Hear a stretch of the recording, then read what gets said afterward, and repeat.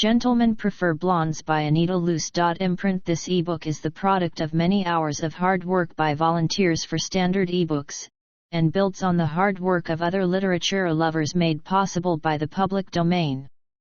This particular ebook is based on a transcription from Project Gutenberg and on digital scans from the Internet Archive. The source text and artwork in this ebook are believed to be in the United States public domain, that is, they are believed to be free of copyright restrictions in the United States. They may still be copyrighted in other countries, so users located outside of the United States must check their local laws before using this ebook. The creators of, and contributors to, this ebook dedicate their contributions to the worldwide public domain via the terms in the CC 01.0 Universal Public Domain Dedication. For full license information, see the uncopyright at the end of this ebook. Standard eBooks is a volunteer-driven project that produces ebook editions of public domain literature using modern typography, technology, and editorial standards, and distributes them free of cost.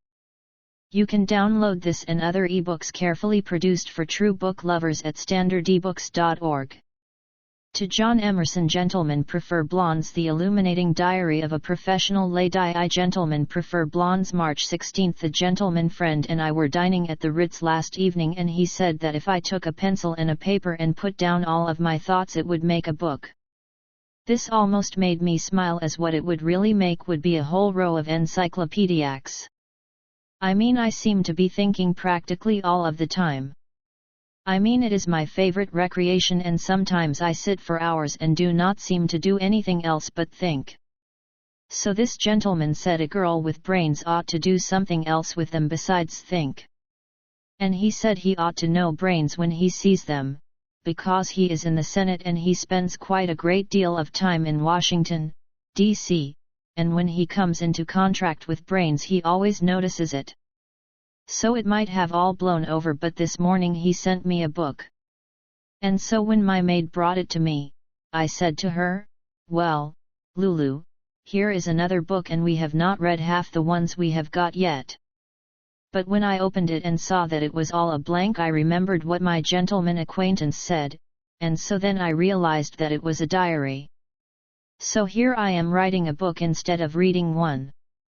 But now it is the 16th of March, and of course it is too late to begin with January, but it does not matter, as my gentleman friend, Mr. Eisman, was in town practically all of January and February, and when he is in town one day seems to be practically the same as the next day. I mean, Mr. Eisman is in the wholesale button profession in Chicago, and he is the gentleman who is known practically all over Chicago as Gus Eisman, the Button King. And he is the gentleman who is interested in educating me, so of course he is always coming down to New York to see how my brains have improved since the last time. But when Mr. Eisman is in New York we always seem to do the same thing, and if I wrote down one day in my diary, all I would have to do would be to put quotation marks for all other days. I mean, we always seem to have dinner at the Colony and see a show and go to the Trocadero, and then Mr. Eisman shows me to my apartment. So of course when a gentleman is interested in educating a girl, he likes to stay and talk about the topics of the day until quite late, so I am quite fatigued the next day, and I do not really get up until it is time to dress for dinner at the Colony. It would be strange if I turn out to be an authoress. I mean, at my home near Little Rock, Arkansas, my family all wanted me to do something about my music. Because all of my friends said I had talent, and they all kept after me about practicing. But some way I never seemed to care so much about practicing. I mean, I simply could not sit for hours and hours at a time practicing just for the sake of a career. So one day I got quite temperamental and threw the old mandolin clear across the room, and I have really never touched it since. But writing is different because you do not have to learn or practice, and it is more temperamental because practicing seems to take all the temperament out of me. So now I really almost have to smile because I have just noticed that I have written clear across 2 pages onto March 18th, so this will do for today and tomorrow. And it just shows how temperamental I am when I get started. March 19. Well, last evening Dorothy called up and Dorothy said she has met a gentleman who gave himself an introduction to her in the lobby of the Ritz. So then they went to luncheon and tea and dinner, and then they went to a show, and then they went to the Trocadero. So Dorothy said his name was Lord Cooksley, but what she really calls him is Koaku. So Dorothy said, why don't you and I and Koaku go to the Follies tonight and bring Gus along if he is in town? So then Dorothy and I had quite a little quarrel, because every time that Dorothy mentions the subject of Mr. Eisman she calls Mr. Eisman by his first name, and she does not seem to realize that when a gentleman who is as important as Mr. Eisman spends quite a lot of money educating a girl, it really does not show reverence to call a gentleman by his first name. I mean, I never even think of calling Mr. Eisman by his first name, but if I want to call him anything at all, I call him Daddy, and I do not even call him Daddy if a place seems to be public. So I told Dorothy that Mr. Eisman would not be in town until day after tomorrow. So then Dorothy and Koaku came up and we went to the Follies. So this morning Koaku called up and he wanted me to luncheon at the Ritz. I mean, these foreigners really have quite a nerve. Just because Koaku is an Englishman and a lord, he thinks a girl can waste hours on him just for a luncheon at the Ritz, when all he does is talk about some exposition he went on to a place called Tibet, and after talking for hours I found out that all they were was a lot of Chinamen. So I will be quite glad to see Mr. Eisman when he gets in, because he always has something quite interesting to talk about, as for instance the last time he was here he presented me with quite a beautiful emerald bracelet. So next week is my birthday and he always has some delightful surprise on holidays. I did intend to luncheon at the Ritz with Dorothy today, and of course Koaku had to spoil it, as I told him that I could not luncheon with him today, because my brother was in town on business and had the mumps, so I really could not leave him alone. Because of course if I went to the Ritz now I would bump into Koaku. But I sometimes almost have to smile at my own imagination, because of course I have not got any brother and I have not even thought of the mumps for years. I mean, it is no wonder that I can write. So the reason I thought I would take luncheon at the Ritz was because Mr. Chaplin is at the Ritz and I always like to renew old acquaintances, because I met Mr. Chaplin once when we were both working on the same lot in Hollywood and I am sure he would remember me. Gentlemen always seem to remember blondes. I mean, the only career I would like to be besides an authoress is a cinema star, and I was doing quite well in the cinema when Mr. Eisman made me give it all up. Because of course when a gentleman takes such a friendly interest in educating a girl as Mr. Eisman does, you like to show that you appreciate it, and he is against a girl being in the cinema because his mother is Orthodox. March 20. Mr. Eisman gets in tomorrow to be here in time for my birthday. So I thought it would really be delightful to have at least one good time before Mr. Eisman got in. So last evening I had some literary gentlemen in to spend the evening, because Mr. Eisman always likes me to have literary people in and out of the apartment. I mean, he is quite anxious for a girl to improve her mind, and his greatest interest in me is because I always seem to want to improve my mind and not waste any time. And Mr. Eisman likes me to have what the French people call a solo, which means that people all get together in the evening and improve their minds. So I invited all of the brainy gentlemen I could think up. So I thought up a gentleman who is the professor of all of the economics up at Columbia College, and the editor who is the famous editor of the New York Transcript, and another gentleman who is a famous playwright who writes very, very famous plays that are all about life. I mean, anybody would recognize his name, but it always seems to slip my memory because all of we real friends of his only call him Sam. So Sam asked if he could bring a gentleman who writes novels from England, so I said yes, so he brought him. And then we all got together and I called up Gloria and Dorothy, and the gentlemen brought their own liquor. So of course the place was a wreck this morning, and Lulu and I worked like proverbial dogs to get it cleaned up, but heaven knows how long it will take to get the chandelier fixed. March 22. Well, my birthday has come and gone, but it was really quite depressing. I mean, it seems to me a gentleman who has a friendly interest in educating a girl like Gus Eisman would want her to have the biggest square-cut diamond in New York. I mean, I must say I was quite disappointed when he came to the apartment with a little thing you could hardly see. So I told him I thought it was quite cute, but I had quite a headache and I had better stay in a dark room all day, and I told him I would see him the next day, perhaps. Because even Lulu thought it was quite small, and she said, if she was she really would do something definite, and she said she always believed in the old adage, leave them while you're looking good. But he came in at dinner time with really a very, very beautiful bracelet of square-cut diamonds, so I was quite cheered up. So then we had dinner at the Colony and we went to a show and supper at the Trocadero as usual whenever he is in town. But I will give him credit that he realized how small it was. I mean, he kept talking about how bad business was and the button profession was full of Bolsheviks who make nothing but trouble.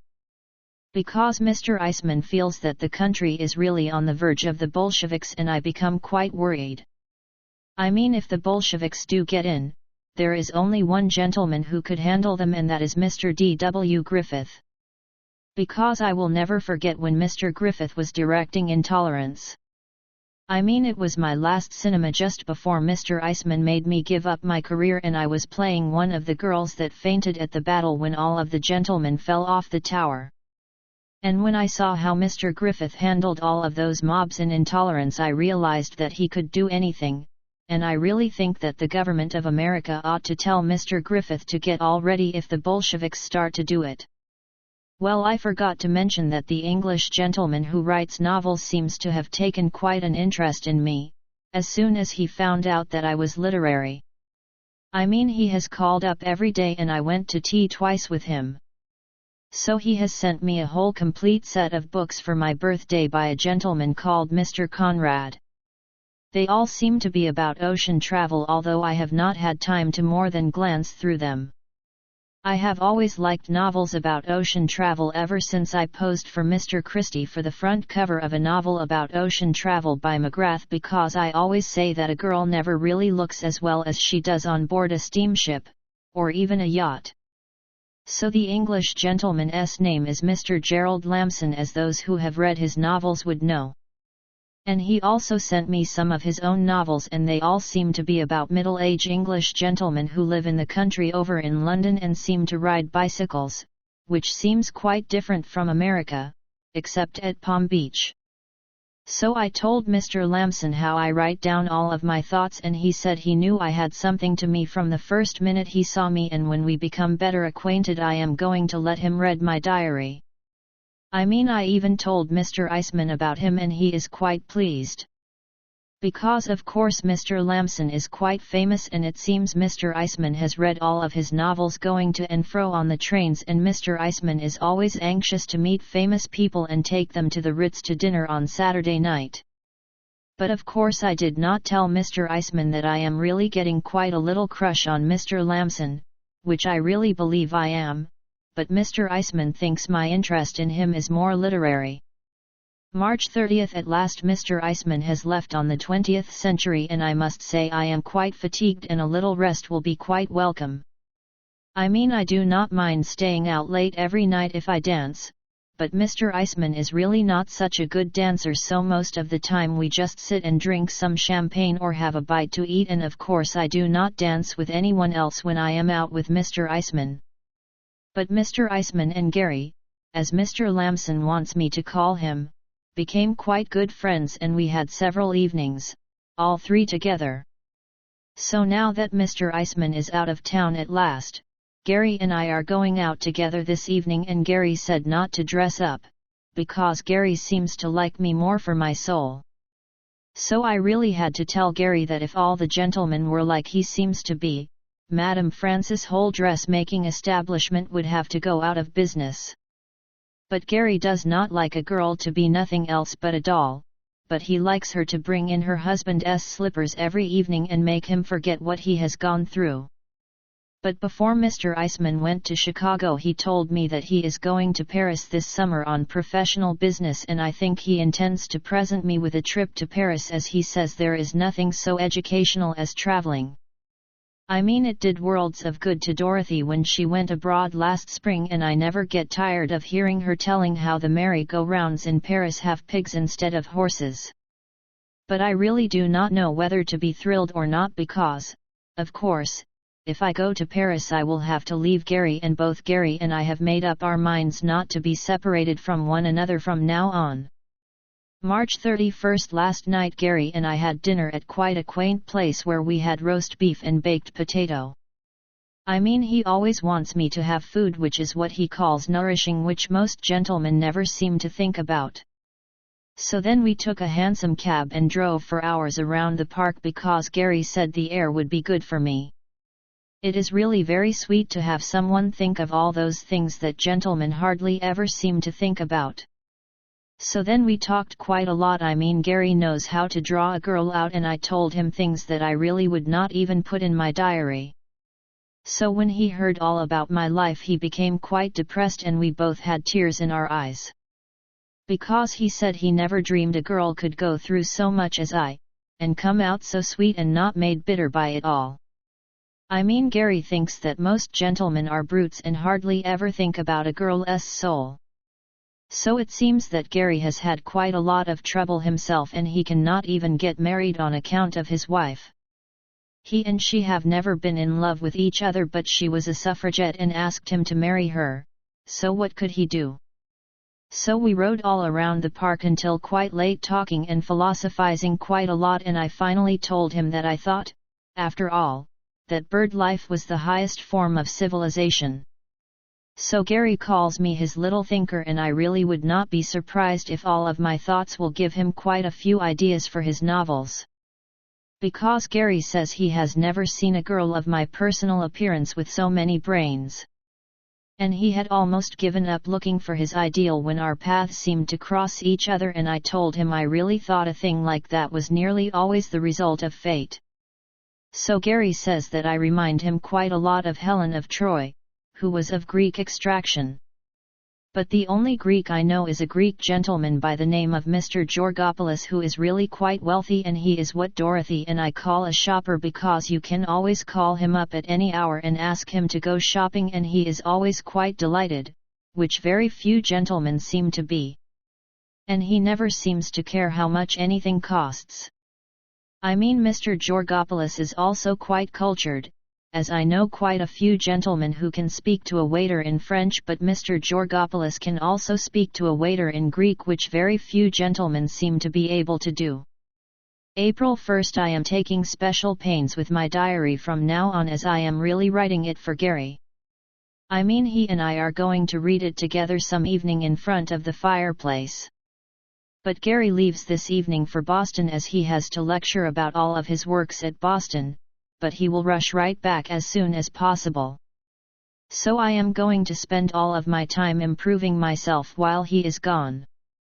And this afternoon we are both going to a museum on Fifth Avenue, because Gary wants to show me a very, very beautiful cup made by an antique jeweler called Mr. Cellini, and he wants me to read Mr. Cellini's life, which is a very, very fine book and not dull, while he is in Boston.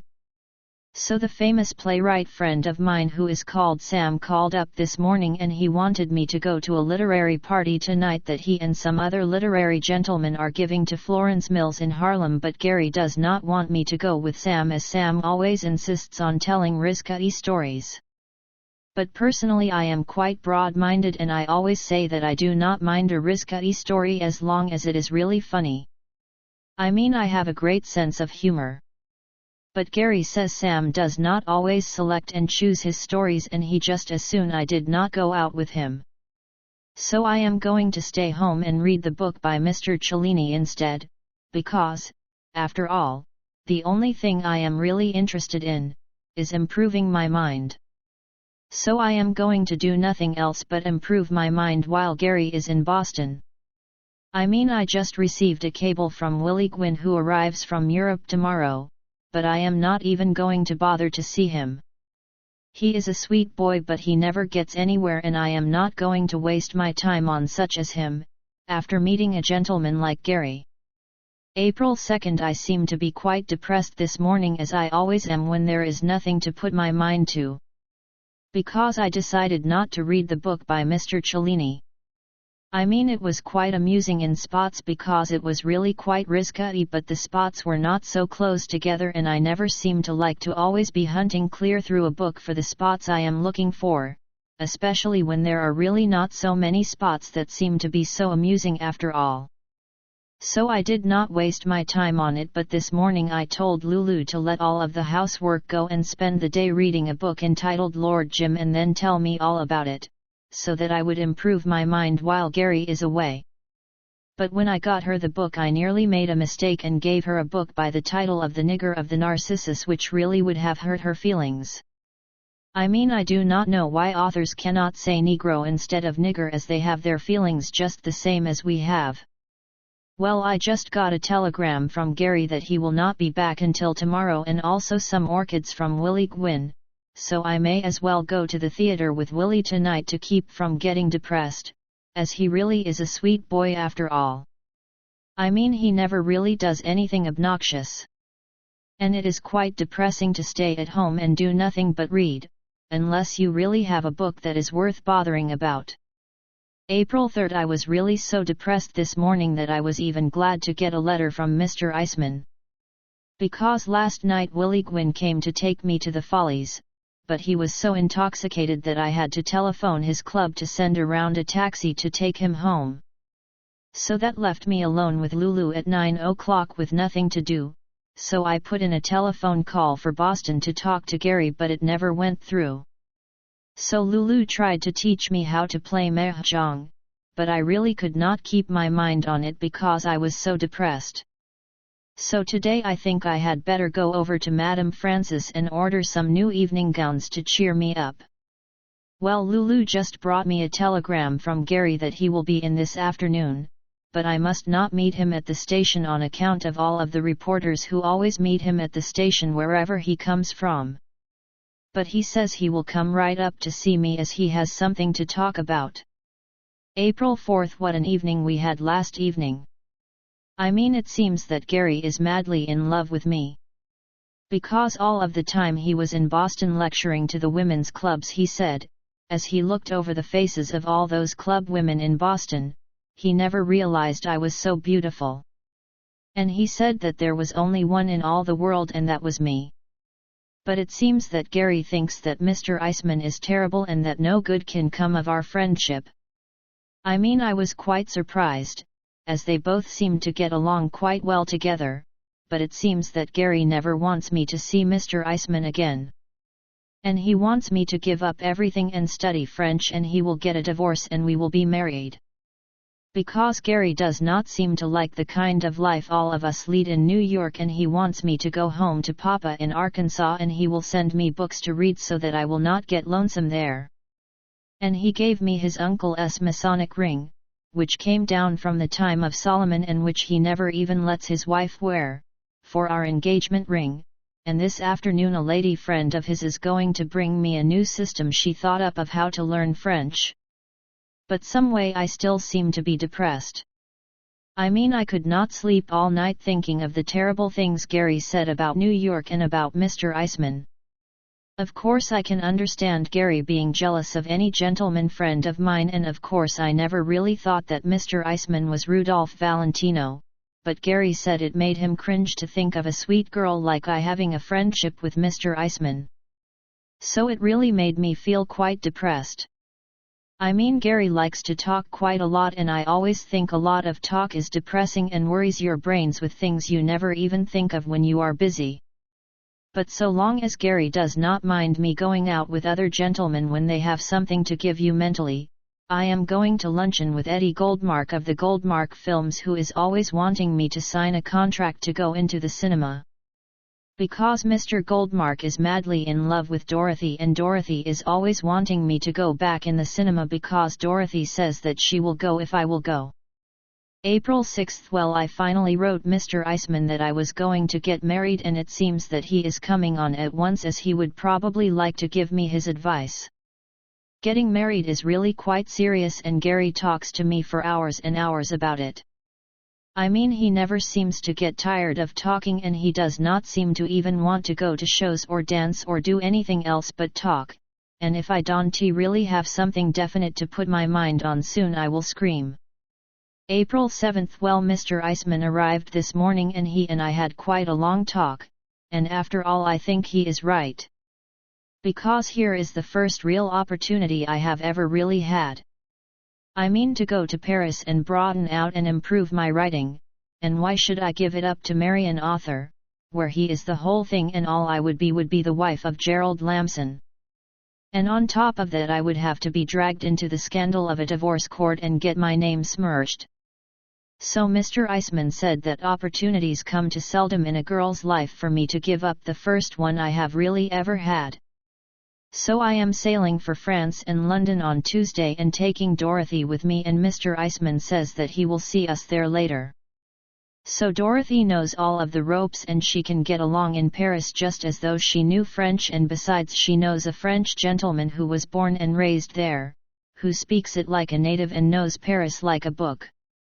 And Dorothy says that when we get to London nearly everybody speaks English anyway. So it is quite lucky that Mr. Lamson is out lecturing in Cincinnati and he will not be back until Wednesday, and I can send him a letter and tell him that I have to go to Europe now, but I will see him later perhaps. So anyway, I will be spared listening to any more of his depressing conversation.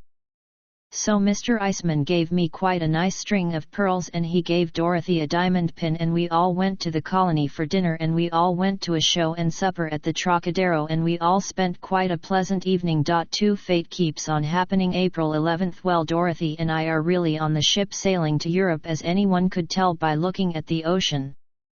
I always love the ocean. I mean, I always love a ship, and I really love the Majestic because you would not know it was a ship because it is just like being at the Ritz, and the steward says the ocean is not so obnoxious this month as it generally is. So Mr. Eisman is going to meet us next month in Paris because he has to be there on business. I mean, he always says that there is really no place to see the latest styles in buttons like Paris. So Dorothy is out taking a walk up and down the deck with a gentleman she met on the steps, but I am not going to waste my time going around with gentlemen, because if I did nothing but go around I would not finish my diary or read good books, which I am always reading to improve my mind. But Dorothy really does not care about her mind, and I always scold her because she does nothing but waste her time by going around with gentlemen who do not have anything, when Eddie Goldmark of the Goldmark films is really quite wealthy and can make a girl delightful presents.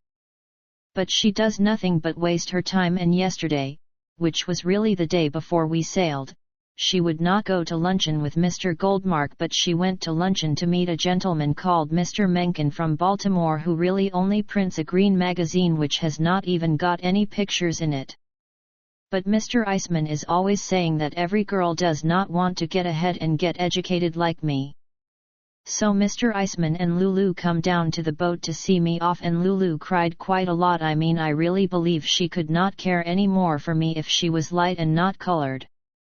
Lulu has had a very sad life because when she was quite young a Pullman porter fell madly in love with her. So she believed him and he lured her away from her home to Ashtabula and deceived her there. So she finally found out that she had been deceived and she really was broken-hearted, and when she tried to go back home she found out that it was too late because her best girlfriend, who she had always trusted, had stolen her husband and he would not take Lulu back. So I have always said to her she could always work for me and she is going to take care of the apartment until I get back, because I would not sublet the apartment because Dorothy sublet her apartment when she went to Europe last year, and the gentleman who sublet the apartment allowed girls to pay calls on him who were not nice.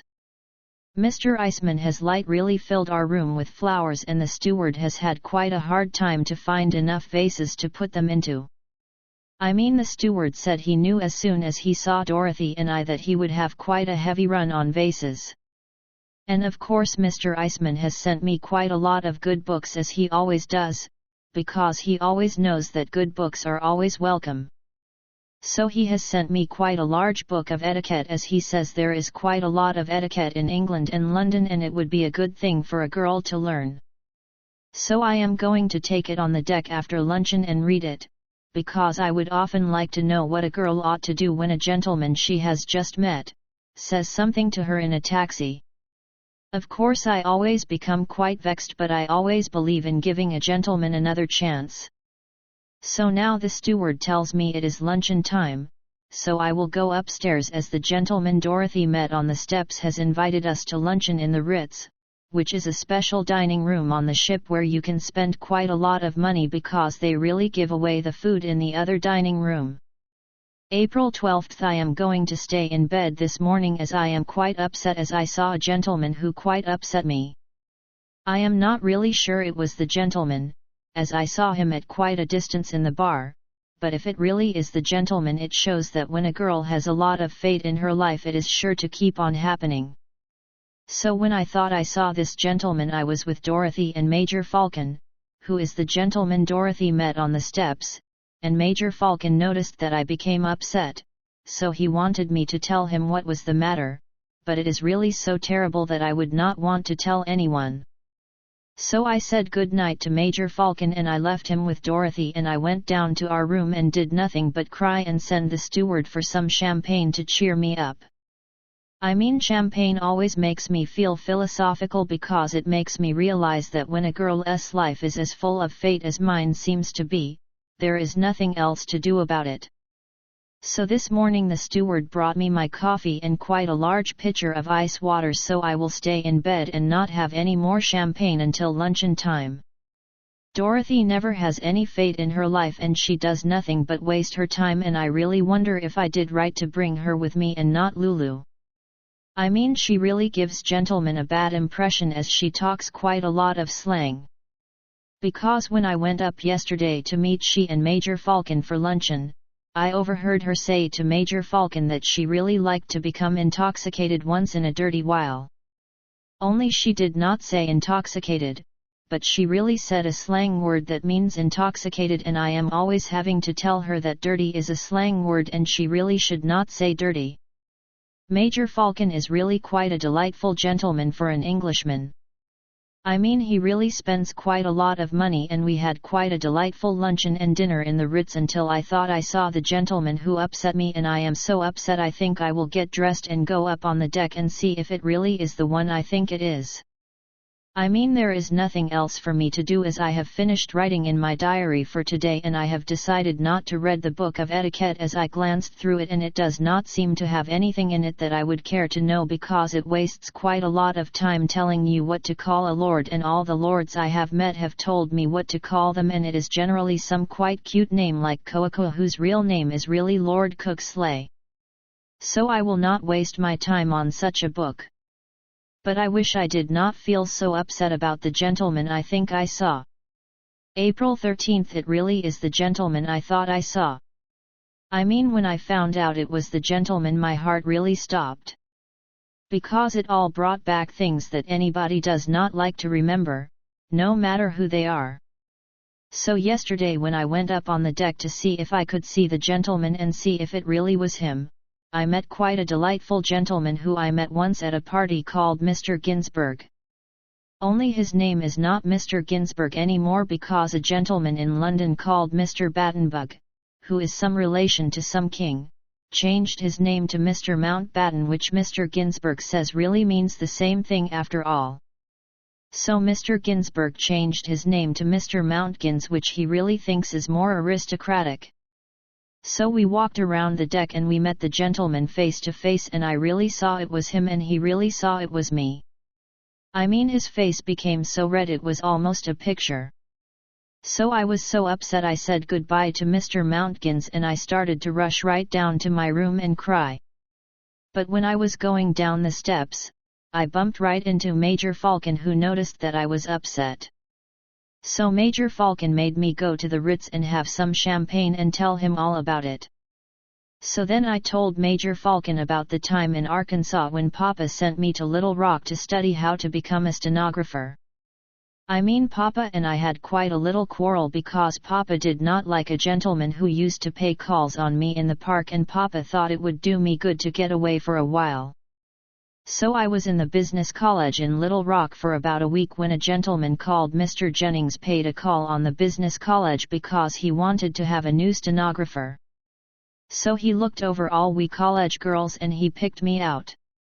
So he told our teacher that he would help me finish my course in his office because he was only a lawyer and I really did not have to know so much. So Mr. Jennings helped me quite a lot and I stayed in his office about a year when I found out that he was not the kind of a gentleman that a young girl is safe with. I mean, one evening when I went to pay a call on him at his apartment, I found a girl there who really was famous all over Little Rock for not being nice. So when I found out that girls like that paid calls on Mr. Jennings, I had quite a bad case of hysterics and my mind was really a blank, and when I came out of it, it seems that I had a revolver in my hand and it seems that the revolver had shot Mr. Jennings. So this gentleman on the boat was really the district attorney who was at the trial, and he really was quite harsh at the trial and he called me names that I would not even put in my diary. Because everyone at the trial except the district attorney was really lovely to me, and all the gentlemen in the jury all cried when my lawyer pointed at me and told them that they practically all had had either a mother or a sister. So the jury was only out 3 minutes and then they came back and acquitted me, and they were all so lovely that I really had to kiss all of them, and when I kissed the judge he had tears in his eyes and he took me right home to his sister. I mean, it was when Mr. Jennings became shot that I got the idea to go into the cinema, so Judge Hibbard got me a ticket to Hollywood.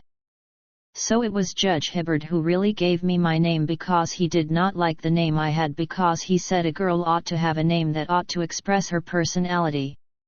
So he said my name ought to be Lorelei, which is the name of a girl who became famous for sitting on a rock in Germany. So I was in Hollywood in the cinema when I met Mr. Eisman, and he said that a girl with my brains ought not to be in the cinema but she ought to be educated. So he took me out of the cinema so he could educate me. So Major Falcon was really quite interested in everything I talked about, because he said it was quite a coincidence because this district attorney, who is called Mr. Bartlett, is now working for the government of America, and he is on his way to a place called Vienna on some business for Uncle Sam that is quite a great secret, and Mr. Falcon would like very much to know what the secret is, because the government in London sent him to America especially to find out what it was. Only of course Mr. Bartlett does not know who Major Falcon is, because it is such a great secret, but Major Falcon can tell me, because he knows who he can trust.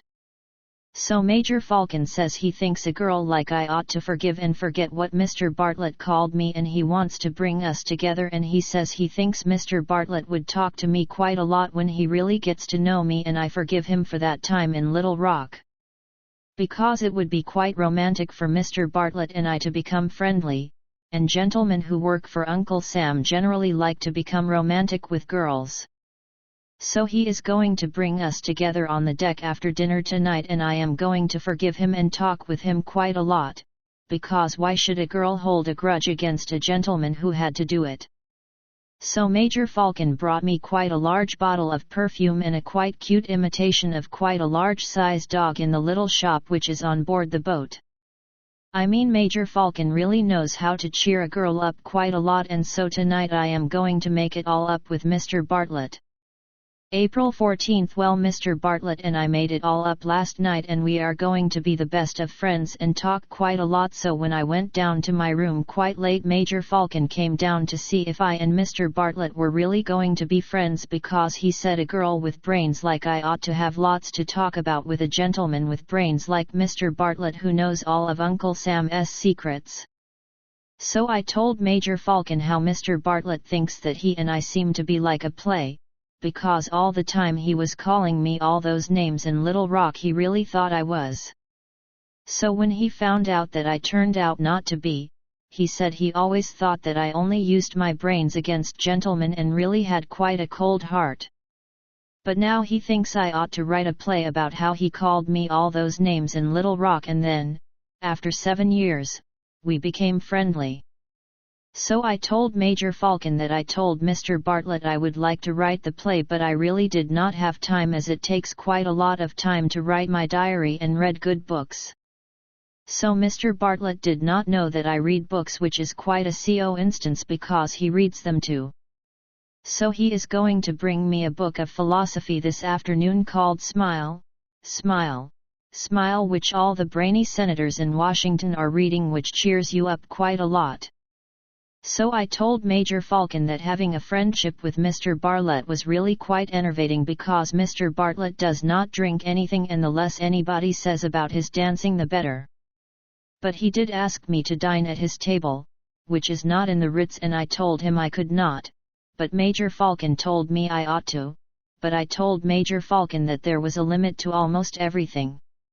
So I am going to stay in my room until luncheon, and I am going to luncheon in the Ritz with Mr. Mountgins, who really knows how to treat a girl. Dorothy is up on the deck wasting quite a lot of time with a gentleman who is only a tennis champion. So I am going to ring for the steward and have some champagne, which is quite good for a person on a boat. The steward is really quite a nice boy, and he has had quite a sad life, and he likes to tell me all about himself. I mean, it seems that he was arrested in Flatbush because he promised a gentleman that he would bring him some very very good scotch, and they mistook him for a bootlegger. So it seems they put him in a prison, and they put him in a cell with 2 other gentlemen who were very, very famous burglars. I mean, they really had their pictures in all the newspapers, and everybody was talking about them. So my steward, whose real name is Fred, was very very proud to be in the same cell with such famous burglars. So when they asked him what he was in for, he did not like to tell them that he was only a bootlegger, so he told them that he set fire to a house and burned up quite a large family in Oklahoma. So everything would have gone all right, except that the police had put a dictaphone in the cell and used it all against him, and he could not get out until they had investigated all the fires in Oklahoma. So I always think that it is much more educational to talk to a boy like Fred, who has been through a lot and really suffered, than it is to talk to a gentleman like Mr. Bartlett.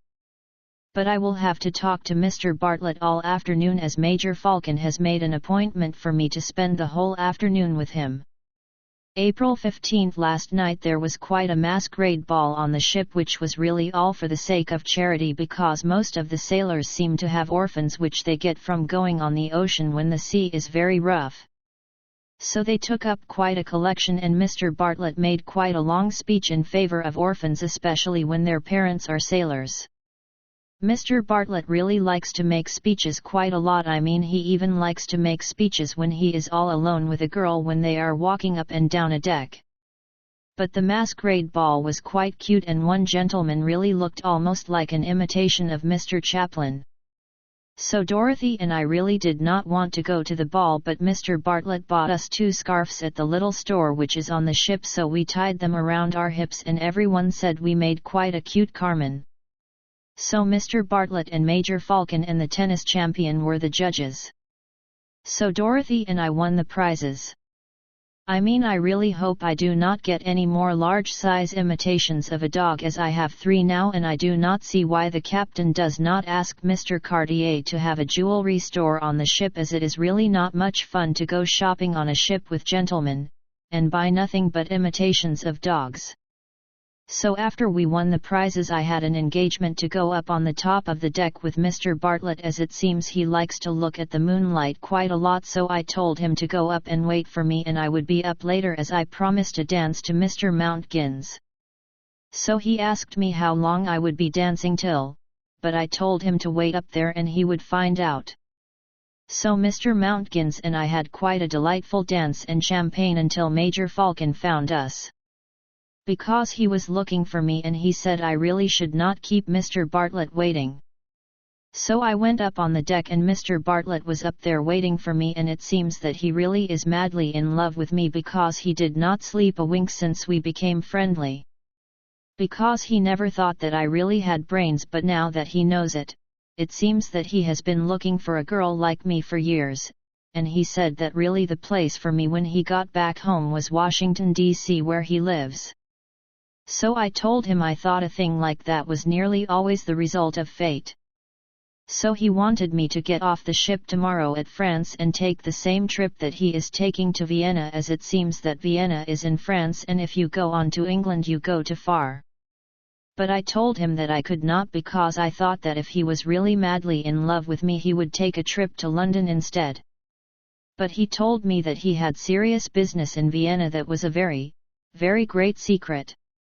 But I told him I did not believe it was business, but that it really was some girl, because what business could be so important? So he said it was business for the United States government at Washington, and he could not tell anybody what it was.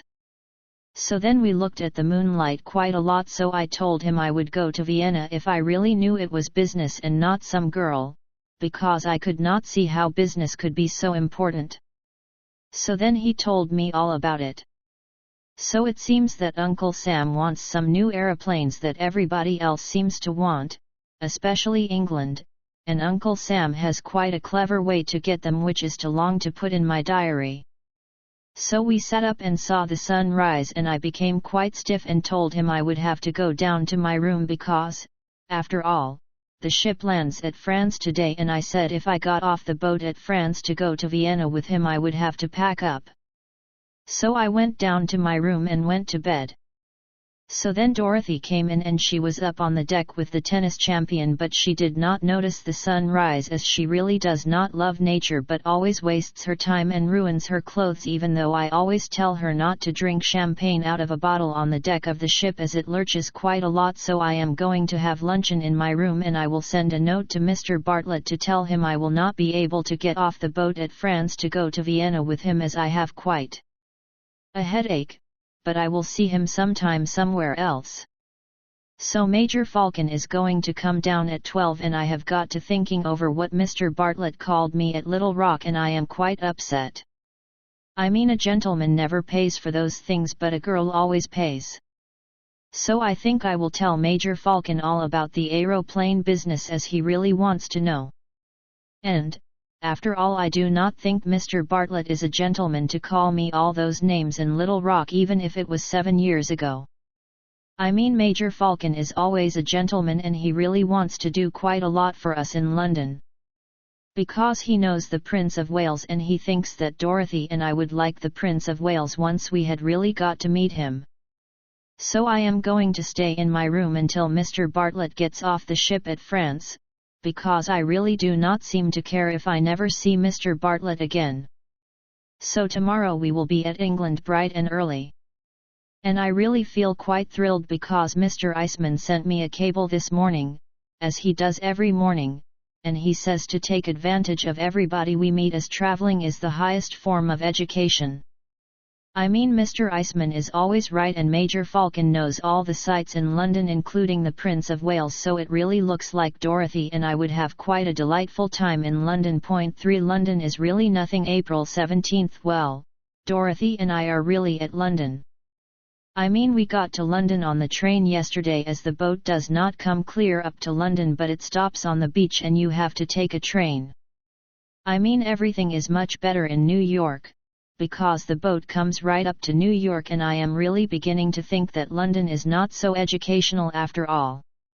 But I did not tell Mr. Eisman when I cabled him last night, because Mr. Eisman really sent me to London to get educated, and I would hate to tell him that London is a failure because we know more in New York. So Dorothy and I came to the Ritz, and it is delightfully full of Americans. I mean, you would really think it was New York, because I always think that the most delightful thing about traveling is to always be running into Americans and to always feel at home. So yesterday Dorothy and I went down to luncheon at the Ritz, and we saw a quite cute little blonde girl at the next table, and I nudged Dorothy under the table, because I do not think it is nice to nudge a person on top of the table, as I am trying to teach good manners to Dorothy. So I said, that is quite a cute little girl, so she must be an American girl. And sure enough, she called the head waiter with quite an American accent, and she was quite angry, and she said to him, "I have been coming to this hotel for 35 years, and this is the first time I have been kept waiting." So I recognized her voice because it was really Fanny Ward. So we asked her to come over to our table and we were all three delighted to see each other. Because I and Fanny have known each other for about 5 years, but I really feel as if I knew her better because Mama knew her 45 years ago when she and Mama used to go to school together and Mama used to always follow all her weddings in all the newspapers.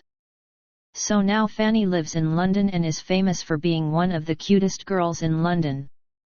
I mean, Fanny is almost historical, because when a girl is cute for 50 years it really begins to get historical. So if Mama did not die of hardening of the arteries, she and Fanny and I could have quite a delightful time in London, as Fanny loves to shop. So we went shopping for hats, and instead of going to the regular shop we went to the children's department, and Fanny and I bought some quite cute hats, as children's hats only cost half as much and Fanny does it all the time. I mean, Fanny really loves hats and she buys some in the children's department every week, so she really saves quite a lot of money. So we came back to the Ritz to meet Major Falcon because Major Falcon invited us to go to tea with him at a girl's house called Lady Shelton. So Major Falcon invited Fanny to go with us too, but she was sorry because she had to go to her music lesson. So at Lady Shelton's house we met quite a few people who seemed to be English. I mean, some of the girls in London seem to be ladies, which seems to be the opposite of a lord. And some who are not ladies are honorable. But quite a few are not ladies or honorable either, but are just like us, so all you have to call them is Miss. So Lady Shelton was really delighted to have we Americans come to her house. I mean, she took Dorothy and I into the back parlor and tried to sell us some shell flowers she seems to make out of seashells for £25. So we asked her how much it was in money, and it seems it is $125. I mean, I am really going to have a quite hard time in London with Dorothy because she really should not say to an English lady what she said. I mean, she should not say to an English lady that in America we use shells the same way, only we put a dry pea under one of them and we call it a game. But I told Lady Shelton we really did not need any shell flowers. So Lady Shelton said she knew we Americans loved dogs, so she would love us to meet her mother. So then she took Dorothy and Major Falcon and I to her mother's house, which was just around the corner from her house.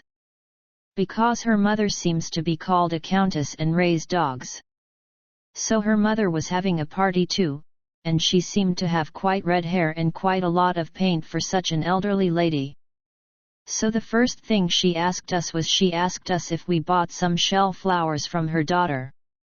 So we told her no, but she did not seem to act like a countess of her elderly age should act. Because she said, "You were right, my dears, don't let my daughter stick you, they fall apart in less than a week." So then she asked us if we would like to buy a dog.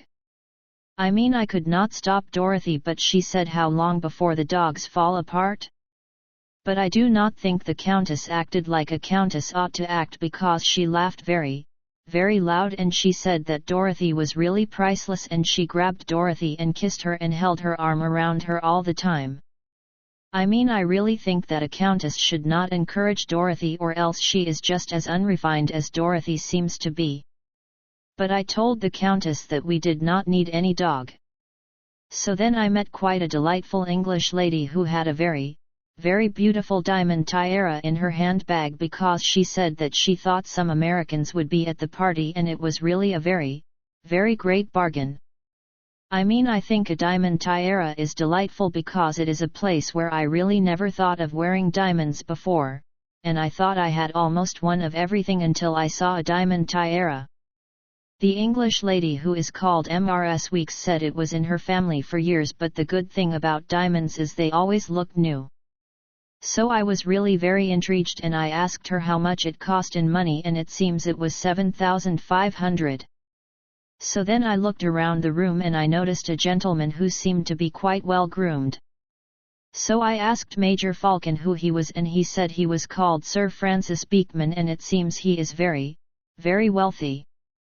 So then I asked Major Falcon to give us an introduction to one another, and we met one another, and I asked Sir Francis Beekman if he would hold my hat while I could try on the diamond tiara, because I could wear it backwards with a ribbon, on account of my hair being hobbed, and I told Sir Francis Beekman that I really thought it looked quite cute.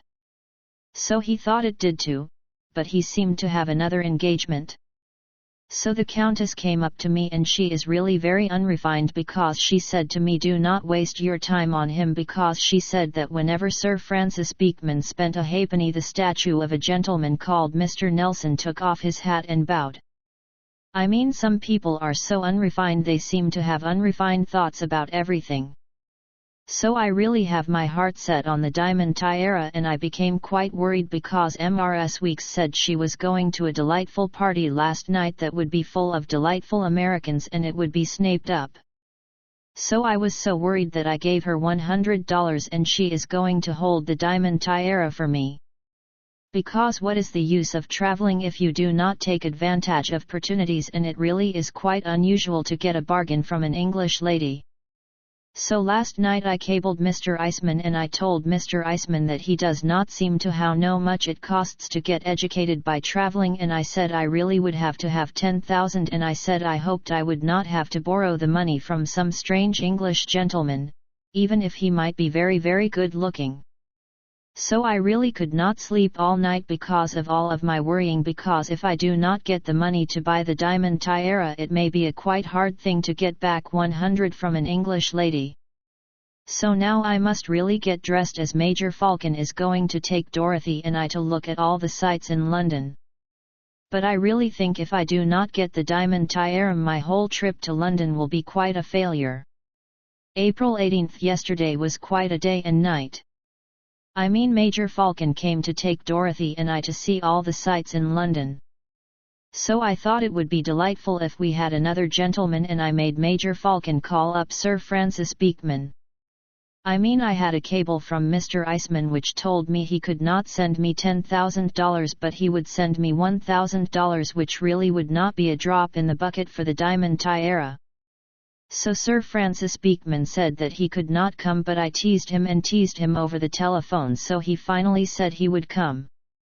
So Major Falcon drives his own car, so Dorothy sat with him and I sat with Sir Francis Beekman, but I told him that I was not going to call him Sir Francis Beekman, but I was really going to call him Piggy. In London they make a very, very great fuss over nothing at all. I mean, London is really nothing at all. For instance, they make a great fuss over a tower that really is not even as tall as the Hickox building in Little Rock, Arkansas, and it would only make a chimney on one of our towers in New York. So Sir Francis Beekman wanted us to get out and look at the tower, because he said that quite a famous queen had her head cut off there one morning, and Dorothy said what a fool she was to get up that morning, and that is really the only sensible thing that Dorothy has said in London. So we did not bother to get out. So we did not go to any more sites, because they really have delicious champagne cocktails at a very, very smart new restaurant called the Caf de Paris that you could not get in New York for neither love or money, and I told Piggy that when you are traveling you really ought to take advantages of what you cannot do at home. So while Dorothy and I were in the Caf de Paris powdering our nose in the ladies' dressing room, we met an American girl who Dorothy knew in the Follies, but now she is living in London. So she told us all about London. So it seems the gentlemen in London have quite a quaint custom of not giving a girl many presents. I mean, the English girls really seem to be satisfied with a gold cigarette holder, or else what they call a bangle, which means a bracelet in English, which is only gold and does not have any stones in it, which American girls would really give to their maid. So she said you could tell what English gentlemen were like when you realize that not even English laddies could get anything out of them. So she said Sir Francis Beekman was really famous all over London for not spending so much money as most English gentlemen. So then Dorothy and I said goodbye to Dorothy's girlfriend, and Dorothy said, "Let's tell our two boyfriends that we have a headache and go back to the Ritz, where men are Americans."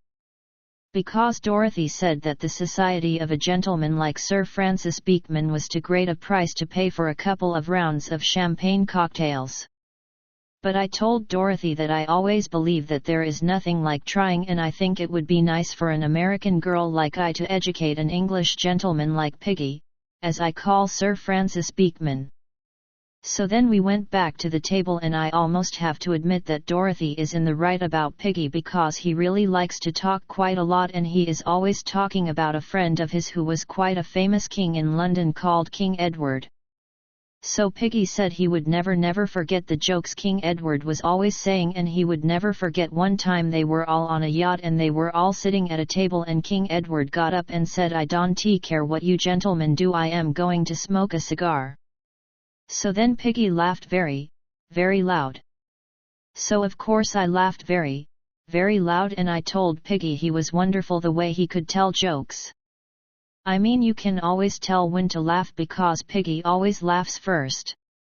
So in the afternoon a lot of lady friends of MRS Weeks heard about me buying the diamond tiara and called us up and asked us to their house to tea, so Dorothy and I went, and we took a gentleman Dorothy met in the lobby who is very, very good looking, but he is only an English ballroom dancer in a CAF when he has a job.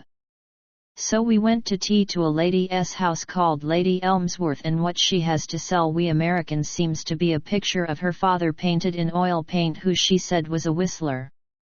But I told her my own father was a whistler and used to whistle all of the time, and I did not even have a picture of him, but every time he used to go to Little Rock I asked him to go to the photographers, but he did not go. So then we met a lady called Lady Shizzleby that wanted us to go to her house to tea, but we told her that we really did not want to buy anything. But she said that she did not have anything to sell, but she wanted to borrow £5.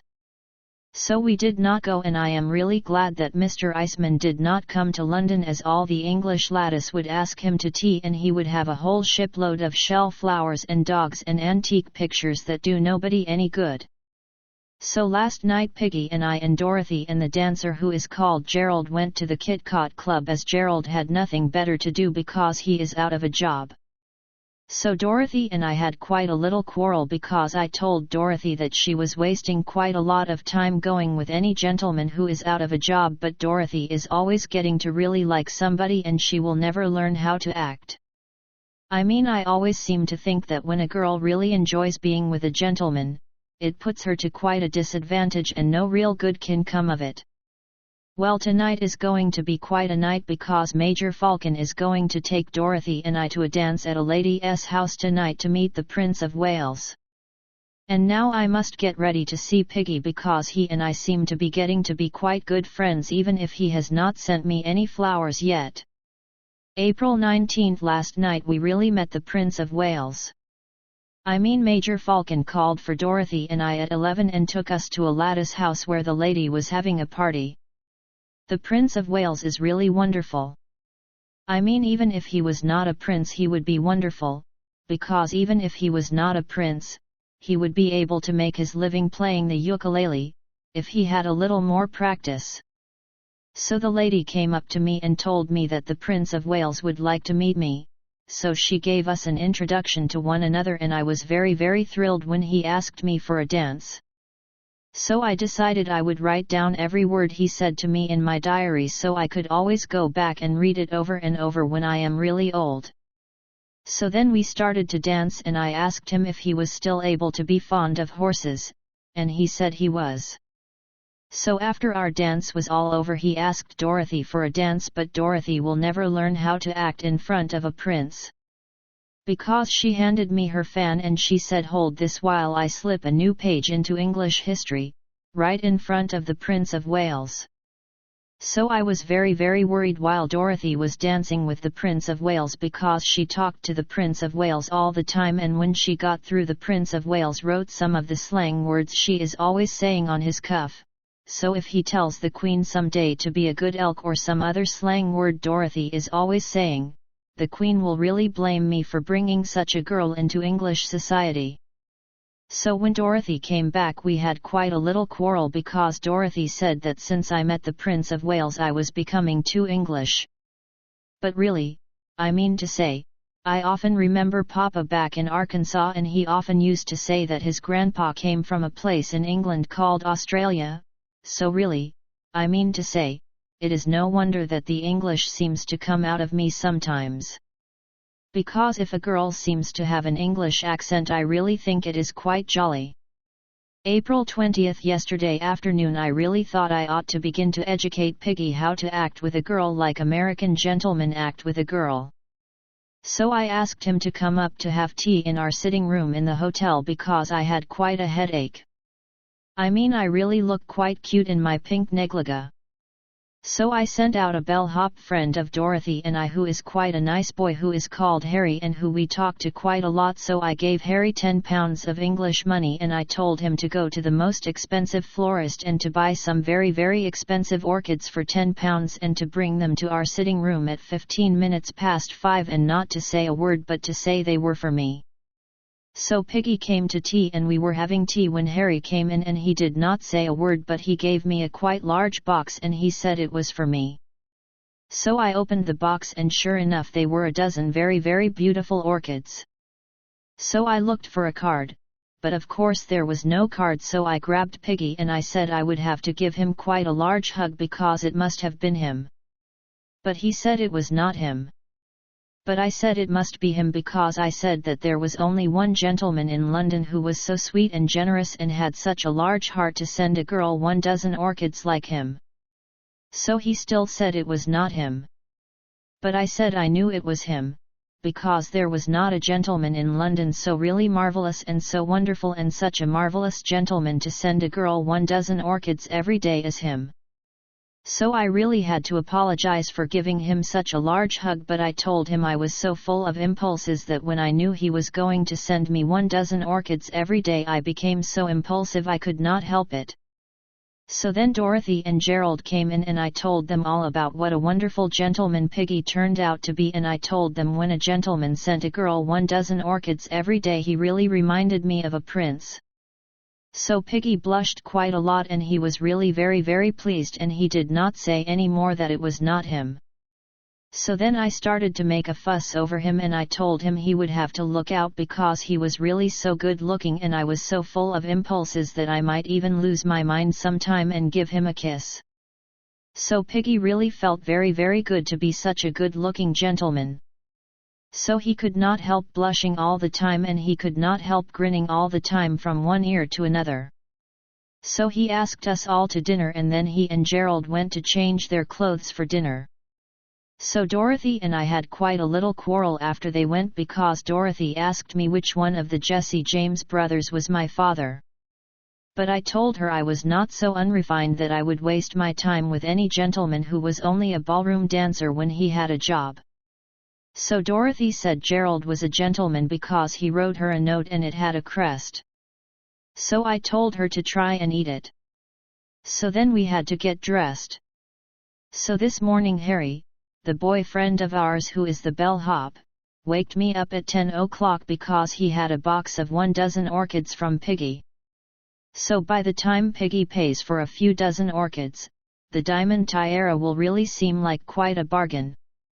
Because I always think that spending money is only just a habit and if you get a gentleman started on buying 12 orchids at a time he really gets very good habits. April 21st. Well, yesterday afternoon I took Piggy shopping on a street called Bond Street. So I took him to a jewelry store because I told him I had to have a silver picture frame because I had to have a picture of him to go in it. Because I told Piggy that when a girl gets to know such a good-looking gentleman as him she really wants to have a picture of him on her dressing table where she can look at it a lot, so Piggy became quite intrigued. So we looked at all the silver picture frames.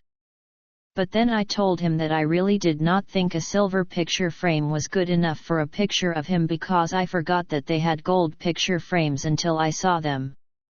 So then we started to look at the gold picture frames. So then it came out that his picture was taken in his uniform. So I said he must be so good looking in his uniform that I really did not think even the gold picture frames were good enough, but they did not have any platinum picture frames, so we had to buy the best one we could. So then I asked him if he could put on his uniform tomorrow because I would love to see him in his uniform and we could go to tea at MRS Weeks. So he really became very pleased because he grinned quite a lot and he said that he would. So then I said that poor little I would really look like nothing at all to be going out with him in his Georgia's uniform. So then we started to look at some bracelets, but a lady friend of his who is quite friendly with his wife, who is in their country house in the country, came into the store. So Piggy became quite nervous to be caught in a jewelry store where he has not been for years and years, so we had to go out. This morning Gerald called up Dorothy and he said that day after tomorrow they are having a theatrical garden party to sell things to people for charity, so he asked if Dorothy and I would be one of the ones who sells things to people for charity. So we said we would. So now I must telephone MRS Weeks and say I will bring Sir Francis Beekman to tea tomorrow and I hope it all comes out all right. But I really wish Piggy would not tell so many stories. I mean, I do not mind a gentleman when he tells a great many stories if they are new, but a gentleman who tells a great many stories and they are all the same stories is quite enervating. I mean, London is really so uneducational that all I seem to be learning is some of Piggy's stories and I even want to forget them. So I am really becoming jolly well fed up with London. April 22nd. Yesterday Piggy came in his uniform, but he was really quite upset because he had a letter. I mean, his wife is coming to London because she always comes to London every year to get her old clothes made over, as she has a girl who does it very very cheap. So she is going to stay with the lady who saw us in the jewelry store, because it always saves money to stay with a friend. So I wanted to cheer Piggy up, so I told him that I did not think the lady saw us, and if she did see us, she really could not believe her eyes to see him in a jewelry store. But I did not tell him that I think that Dorothy and I had better go to Paris soon. Because, after all, Piggy's society is beginning to tell on a girl's nerves. But I really made Piggy feel quite good about his uniform because I told him I only felt fit to be with him in a diamond tiara. So then I told him that, even if his wife was in London, we could still be friends, because I could not help but admire him even if his wife was in London, and I told him I really thought a thing like that was nearly always the result of fate. So then we went to tea at MRS Weeks.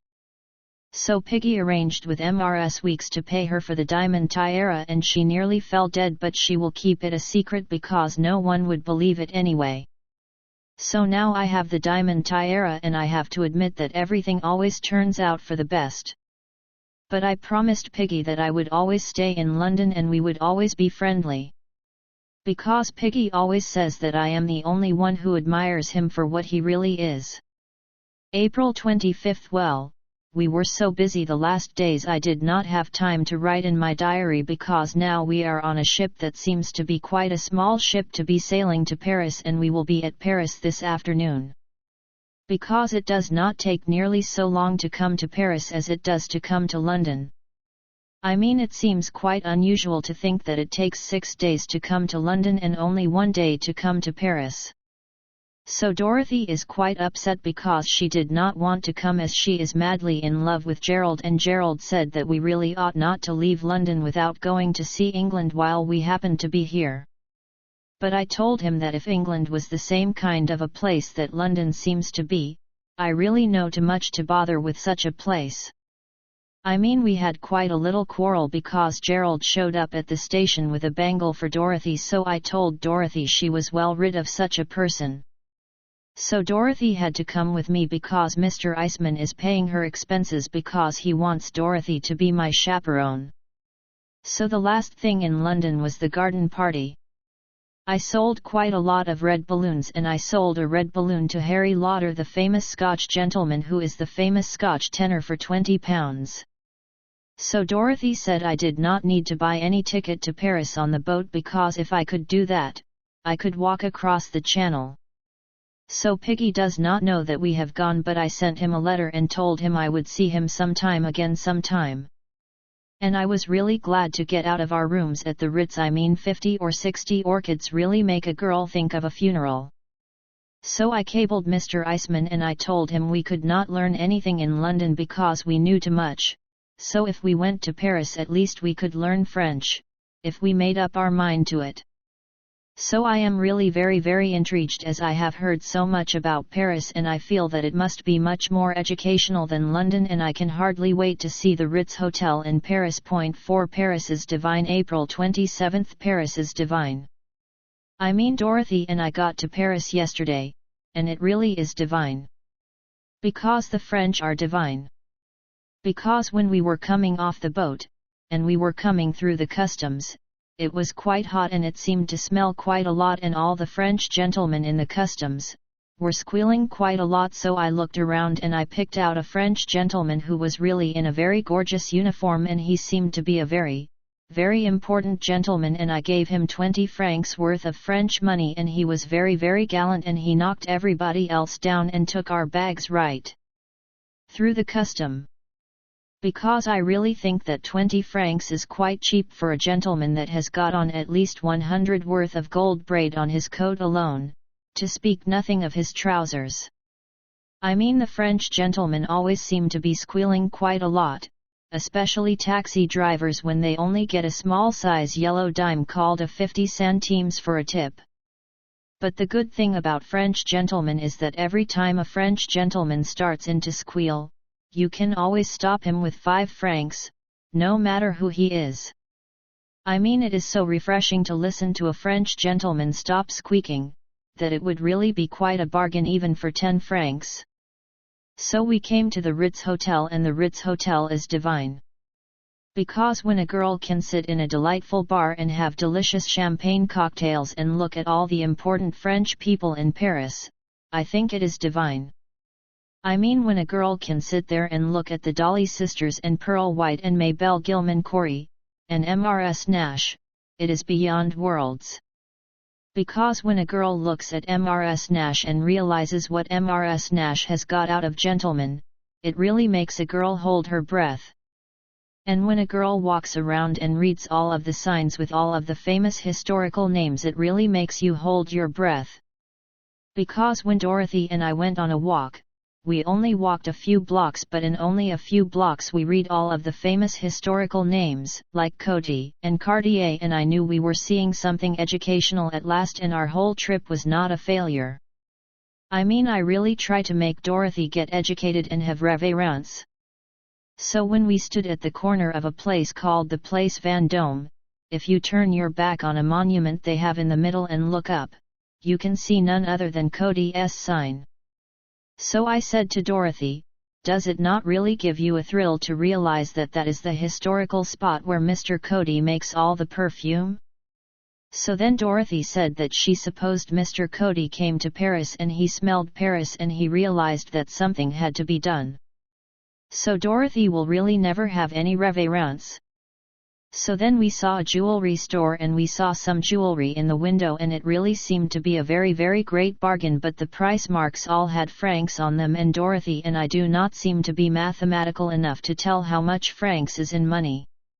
So we went in and asked and it seems it was only $20 and it seems it is not diamonds but it is a thing called paste, which is the name of a word which means imitations.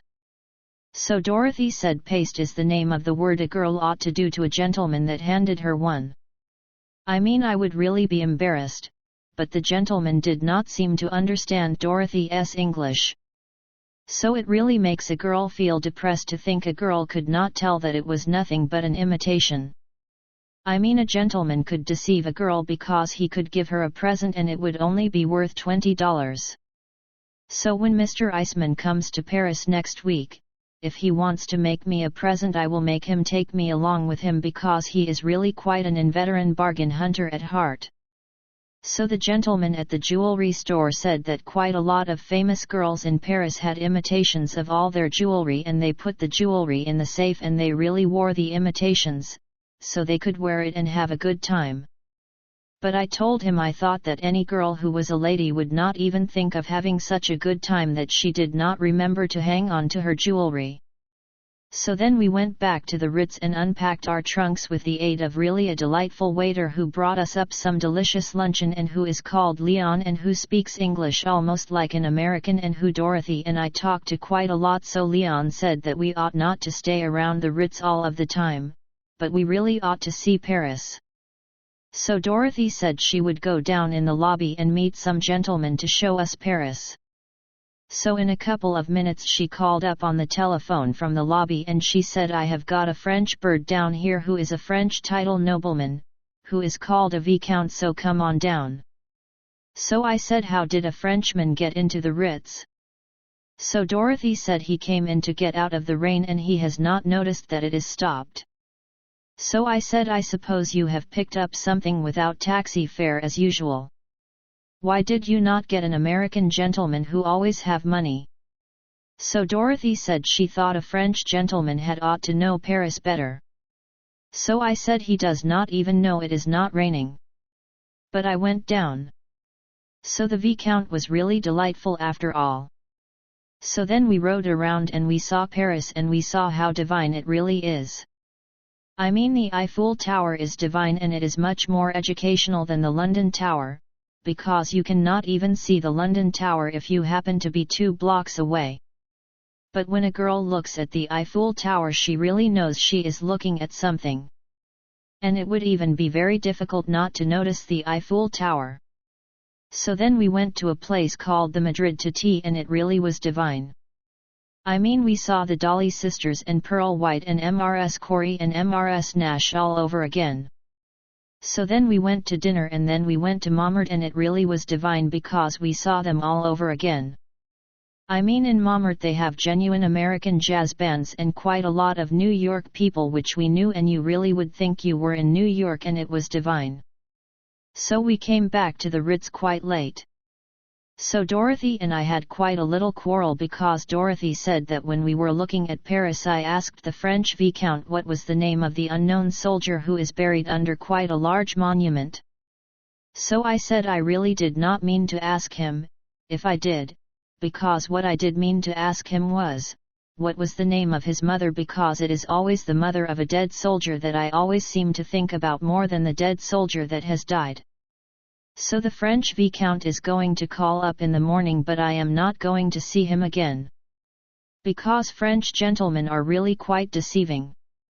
I mean, they take you to quite cute places and they make you feel quite good about yourself and you really seem to have a delightful time, but when you get home and come to think it all over, all you have got is a fan that only cost 20 francs and a doll that they gave you away for nothing in a restaurant. I mean, a girl has to look out in Paris, or she would have such a good time in Paris that she would not get anywheres. So I really think that American gentlemen are the best after all, because kissing your hand may make you feel very very good, but a diamond and sapphire bracelet lasts forever. Besides, I do not think that I ought to go out with any gentleman in Paris, because Mr. Eisman will be here next week and he told me that the only kind of gentleman he wants me to go out with are intellectual gentlemen who are good for a girl's brains. So I really do not seem to see many gentlemen around the Ritz who seem to look like they would be good for a girl's brains. So tomorrow we are going to go shopping, and I suppose it would really be too much to expect to find a gentleman who would look to Mr. Eisman like he was good for a girl's brains and at the same time he would like to take us shopping. April 29th. Yesterday was quite a day. I mean, Dorothy and I were getting ready to go shopping and the telephone rang and they said that Lady Frances Beekman was downstairs and she wanted to come upstairs. So I really was quite surprised. I mean, I did not know what to say, so I said all right. So then I told Dorothy and then we put our brains together.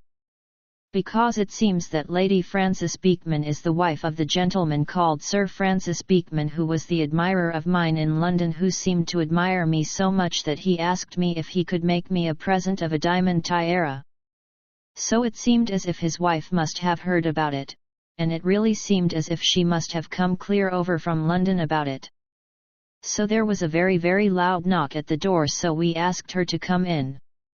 So Lady Frances Beekman came in, and she is a quite large size lady who seems to resemble Bill Hart quite a lot. I mean, Dorothy thinks that Lady Frances Beekman resembles Bill Hart quite a lot, only she really thinks she looks more like Bill Hart's horse.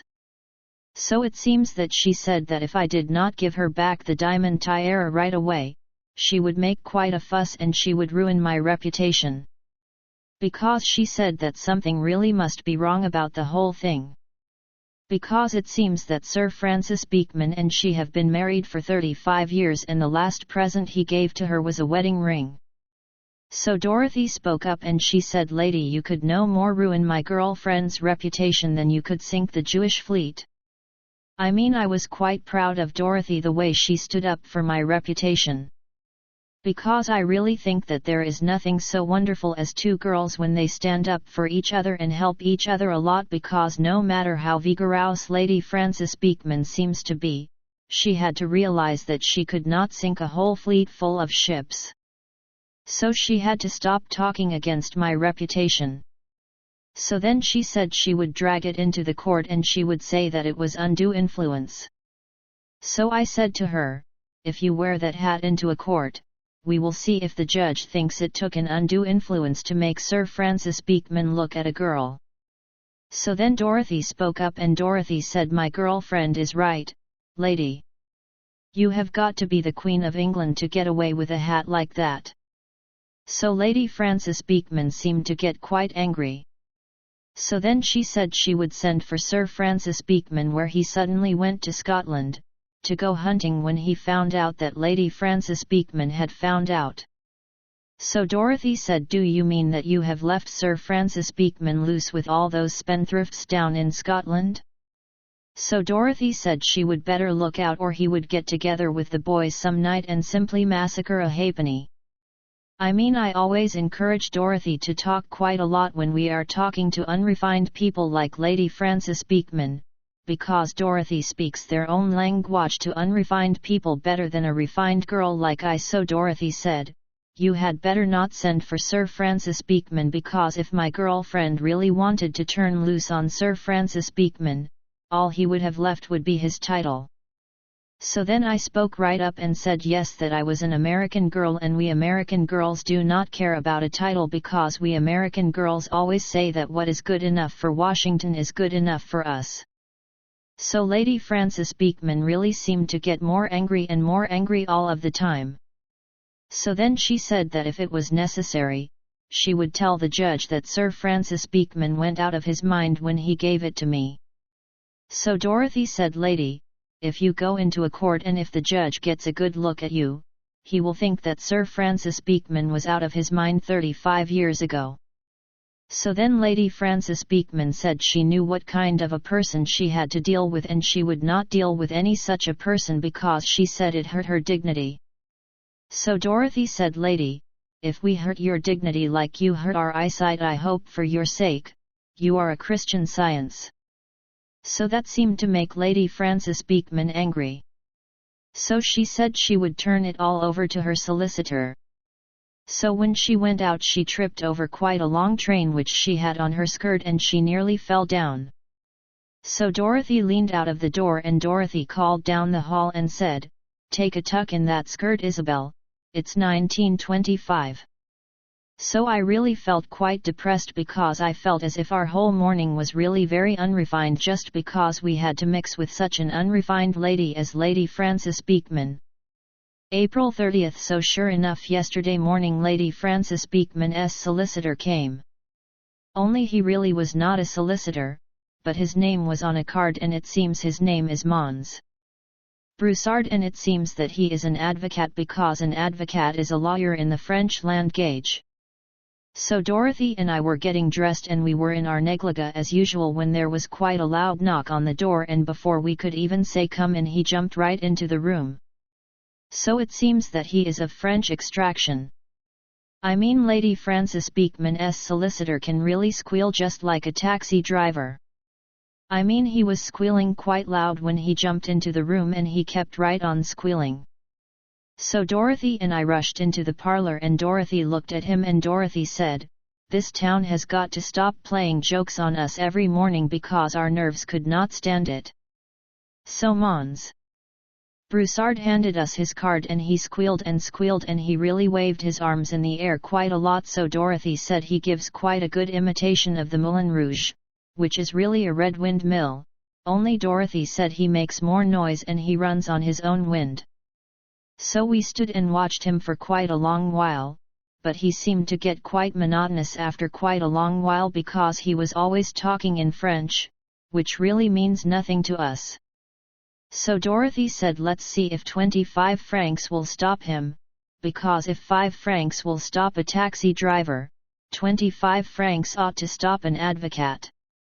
Because he was making about 5 times as much noise as a taxi driver, and 5 times 5 is 25. So as soon as he heard us start in to talk about francs, he seemed to calm down quite a little. So Dorothy got her pocketbook and she gave him 25 francs.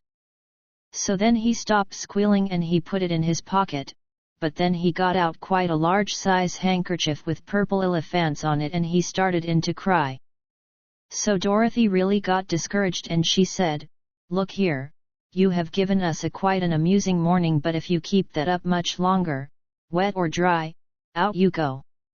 So then he started into pointing at the telephone and he seemed to want to use the telephone, and Dorothy said, if you think you can get a number over that thing, go to it, but as far as we have found out, it is a wall bracket. So then he started into telephones, so Dorothy and I went about our business to get dressed. So when he finished telephoning he kept running to my door and then he kept running to Dorothy's door, and he kept on crying and talking a lot, but he seemed to have lost all of his novelty to us, so we paid no more attention to him. So finally there was another loud knock on the door, so we heard him rush to the door, so we both went into the parlor to see what it was, and it really was a sight. Because it was another Frenchman. So the new Frenchman rushed in and he yelled Papa and he kissed him. So it seems that it was his son, because his son is really his papa's partner in the advocate business. So then his papa talked quite a lot and then he pointed at I and Dorothy. So then his son looked at us and then his son let out quite a large size squeal, and he said in French, "Mais papa, elles sont charmantes." So it seems he was telling his papa in French that we were really charming. So then Mons. Broussard stopped crying and put on his glasses and took a good look at us. So then his son put up the window shade, so his papa could get a better look at us. So when his papa had finished looking at us he really became delighted. So he became all smiles and he pinched our cheeks and he kept on saying charmant all of the time, because charmant means charming in the French language. So then his son broke right out into English and he really speaks English as good as an American. So then he told us his papa telephoned for him to come over because we did not seem to understand what his papa was saying to us. So it seems that Mons. Broussard had been talking to us in English all of the time, but we did not seem to understand his kind of English.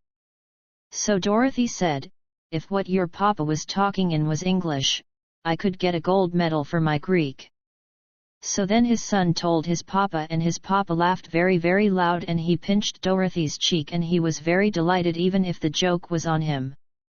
So then Dorothy and I asked his son what he was saying, when he was talking to us in English, and his son said he was telling us all about his client, Lady Frances Beekman.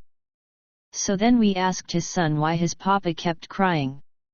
So then his son said his papa kept crying because he was thinking about Lady Frances Beekman. So Dorothy said, if he cries when he thinks about her, what does he do when he looks at her? So then his son explained to his papa what Dorothy said. So then Mons. Broussard laughed very very loud, so then he kissed Dorothy's hand, so he said, after that, we would all really have to have a bottle of champagne. So he went to the telephone and ordered a bottle of champagne. So then his son said to his papa, why do we not ask the charming ladies to go out to Fontainebleau today? So his papa said it would be charming. So then I said, how are we going to tell you gentlemen apart, because if it is the same in Paris as it is in America, you would both seem to be Monsieur Broussard. So then we got the idea to call them by their first name.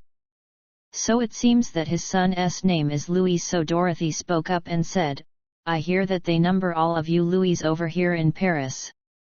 Because a girl is always hearing someone talk about Louis XVI who seemed to be in the antique furniture business.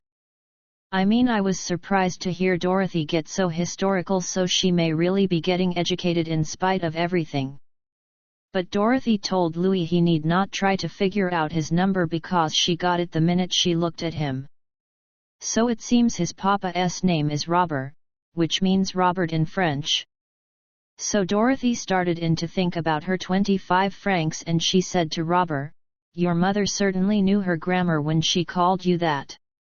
So Dorothy said we might as well go out to Fontainebleau with Louis and Robert if Louis would take off his yellow spats that were made out of yellow chamois skin with pink pearl buttons. Because Dorothy said, fun is fun, but no girl wants to laugh all of the time. So Louis is really always anxious to please, so he took off his spats, but when he took off his spats, we saw his socks, and when we saw his socks we saw that they were Scotch plaid with small size rainbows running through them. So Dorothy looked at them a little while and she really became quite discouraged, and she said, "Well, Louis, I think you had better put your spats back on." So then Leon, our friend who is the waiter, came in with the bottle of champagne. So while he was opening the bottle of champagne, Louis and Robert talked together in French quite a lot, and I really think I had ought to find out what they said in French, because it might be about the diamond tiara. Because French gentlemen are very very gallant, but I really do not think a girl can trust one of them around a corner. So, when I get a chance, I am going to ask Leon what they said. So then we went to Fontainebleau, and then we went to Montmartre, and we got home very late, and we really had quite a delightful day and night, even if we did not go out shopping and buy anything. But I really think we ought to do more shopping, because shopping really seems to be what Paris is principally for. May 1st. Well, this morning I sent for Leon, who is Dorothy and my waiter friend, and I asked him what Louis and Robert said in French. So it seems that they said in French that we seemed to attract them very very much, because they really thought that we were very very charming, and they had not met girls that were so charming in quite a long time. So it seems that they said that they would ask us out a lot, and that they would charge up all the bills to Lady Frances Beekman, because they would watch for their chance and they would steal the diamond tiara. So then they said that even if they could not steal it from us, we were really so charming that it would be delightful to go around with us, even if they could not steal from us. So no matter what happens, they really could not lose. Because it seems that Lady Frances Beekman would be glad to pay all the bills when they told her they had to take us out a lot so they could watch for their chance and steal it. Because Lady Frances Beekman is the kind of a wealthy lady that does not spend money on anything else, but she will always spend money on a lawsuit. And she really would not mind spending the money, because it seems that something either I or Dorothy said to Lady Frances Beekman seemed to make her angry. So then I decided it was time to do some thinking, and I really thought quite a lot, so I told Dorothy I thought I would put the real diamond tiara in the safe at the Ritz, and then I would buy an imitation of a diamond tiara at the jewelry store that has the imitations that are called paste. So then I would leave the imitation of the diamond tiara lying around, so Louis and Robert could see how careless I seemed to be with it, so then they would get full of encouragement. So when we go out with Louis and Robert, I could put it in my handbag and I could take it with me, so Louis and Robert could always feel that the diamond tiara was within reach. So then Dorothy and I could get them to go shopping, and we could get them to spend quite a lot, and every time they seemed to get discouraged, I could open my handbag and let them get a glimpse of the imitation of a diamond tiara, and they would become more encouraged, and then they would spend some more money. Because I even might let them steal it at the last, because they were really charming gentlemen after all, and I really would like to help Louis and Robert. I mean, it would be quite amusing for them to steal it for Lady Frances Beekman, and she would have to pay them quite a lot, and then she would find out it was only made out of paste after all. Because Lady Frances Beekman has never seen the real diamond tiara, and the imitation of a diamond tiara would really deceive her, at least until Louis and Robert got all of their money for all of the hard work they did. I mean, the imitation of a diamond tiara would only cost about $65, and what is $65 if Dorothy and I could do some delightful shopping and get some delightful presents that would even seem more delightful when we stopped to realize that Lady Frances Beekman paid for them. And it would teach Lady Frances Beekman a lesson not to say what she said to two American girls like I and Dorothy, who were all alone in Paris and had no gentleman to protect them. So when I got through telling Dorothy what I thought up, Dorothy looked at me and she really said she thought my brains were a miracle. I mean, she said my brains reminded her of a radio because you listen to it for days and days and you get discouraged, and just when you are getting ready to smash it, something comes out that is a masterpiece. So then Louis called us up, so Dorothy told him that we thought it would be delightful if he and Robert would take us out shopping tomorrow morning. So then Louis asked his papa and his papa said they would. So then they asked us if we would like to go to see a play called The Folies Bergère tonight. So he said that all of the French people who live in Paris are always delighted to have some Americans, so it will give them an excuse to go to the Folies Bergère. So we said we would go. So now Dorothy and I are going out shopping to buy the imitation of a diamond tiara, and we are going out window shopping to pick out where we would like Louis and Robert to take us shopping tomorrow. So I really think that everything always works out for the best. Because after all, we really need some gentleman to take us around until Mr. Eisman gets to Paris, and we could not go around with any really attractive gentleman because Mr. Eisman only wants me to go out with gentlemen that have brains. So I said to Dorothy that, even if Louis and Robert do not look so full of brains, we could tell Mr. Eisman that all we were learning from them was French. So even if I have not seemed to learn French yet, I have really almost learned to understand Robert's English, so when Robert talks in front of Mr. Eisman and I seem to understand what he is saying, Mr. Eisman will probably think I know French. May 2nd. So last night we went to the Folies Bergère and it really was divine. I mean, it was very very artistic because it had girls in it that were in the nude. So one of the girls was a friend of Louis and he said that she was a very very nice girl, and that she was only 18 years of age. So Dorothy said, "She is slipping it over on you, Louis, because how could a girl get such dirty knees in only 18 years? So Louis and Robert really laughed very very loud. I mean, Dorothy was very unrefined at the Folies Bergère.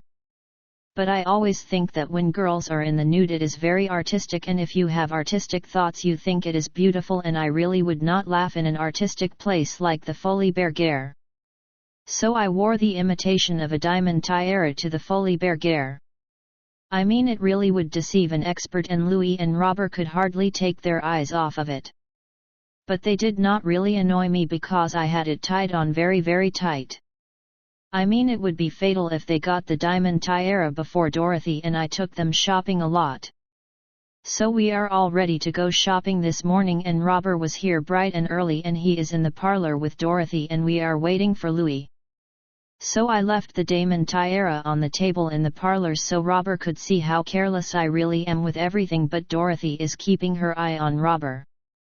So I just heard Louis come in because I heard him kissing Robert.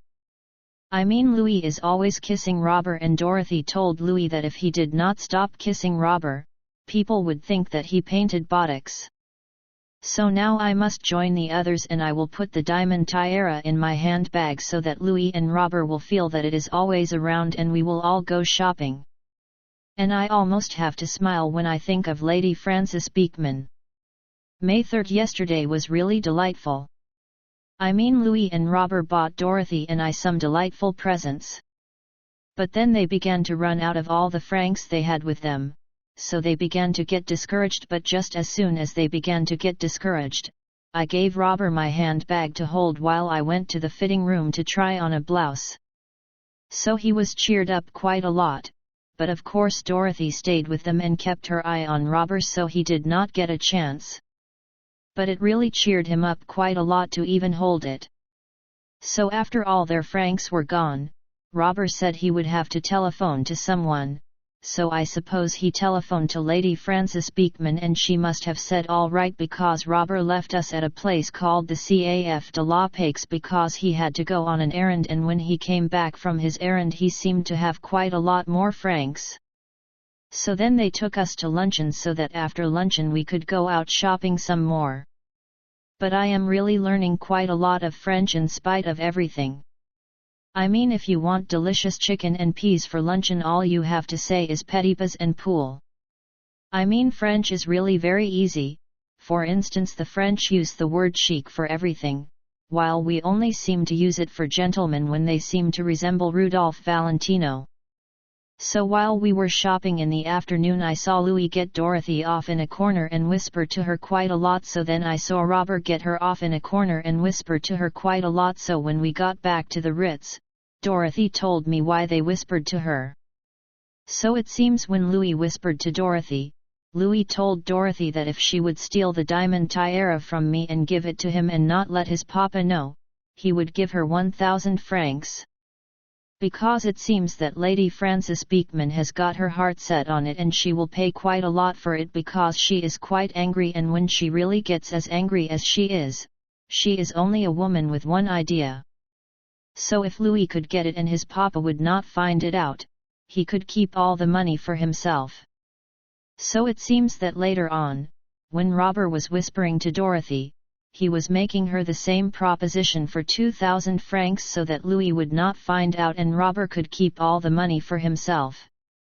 So I really think it would be delightful if Dorothy could make some money for herself, because it might make Dorothy get some ambitions. So tomorrow morning Dorothy is going to take the diamond tiara and she is going to tell Louis that she stole it and she is going to sell it to Louis. But she will make him hand over the money first, and then, just as she is going to hand over the diamond tiara, I am going to walk in on them and say, "Oh, there is my diamond tiara. I have been looking for it everywhere. So then I will get it back." So then she will tell him that she might just as well keep the 1,000 francs because she will steal it for him again in the afternoon. So in the afternoon she is going to sell it to Robert, and I really think we will let Robert keep it. Because I am quite fond of Robert. I mean, he is quite a sweet old gentleman and it is really refreshing the way he and his son love one another. Because even if it is unusual for an American to see a French gentleman always kissing his father, I really think it is refreshing, and I think that we Americans would be better off if we American fathers and sons would love one another more like Louis and Robert. So Dorothy and I have quite a lot of delightful handbags and stockings and handkerchiefs and scarves and things, and some quite cute models of evening gowns that are all covered with imitations of diamonds, only they do not call them paste when they are on a dress, but they call them diamantes, and I really think a girl looks quite cute when she is covered all over with diamantes. May 5th. So yesterday morning Dorothy sold the imitation of a diamond tiara to Louis. So then we got it back.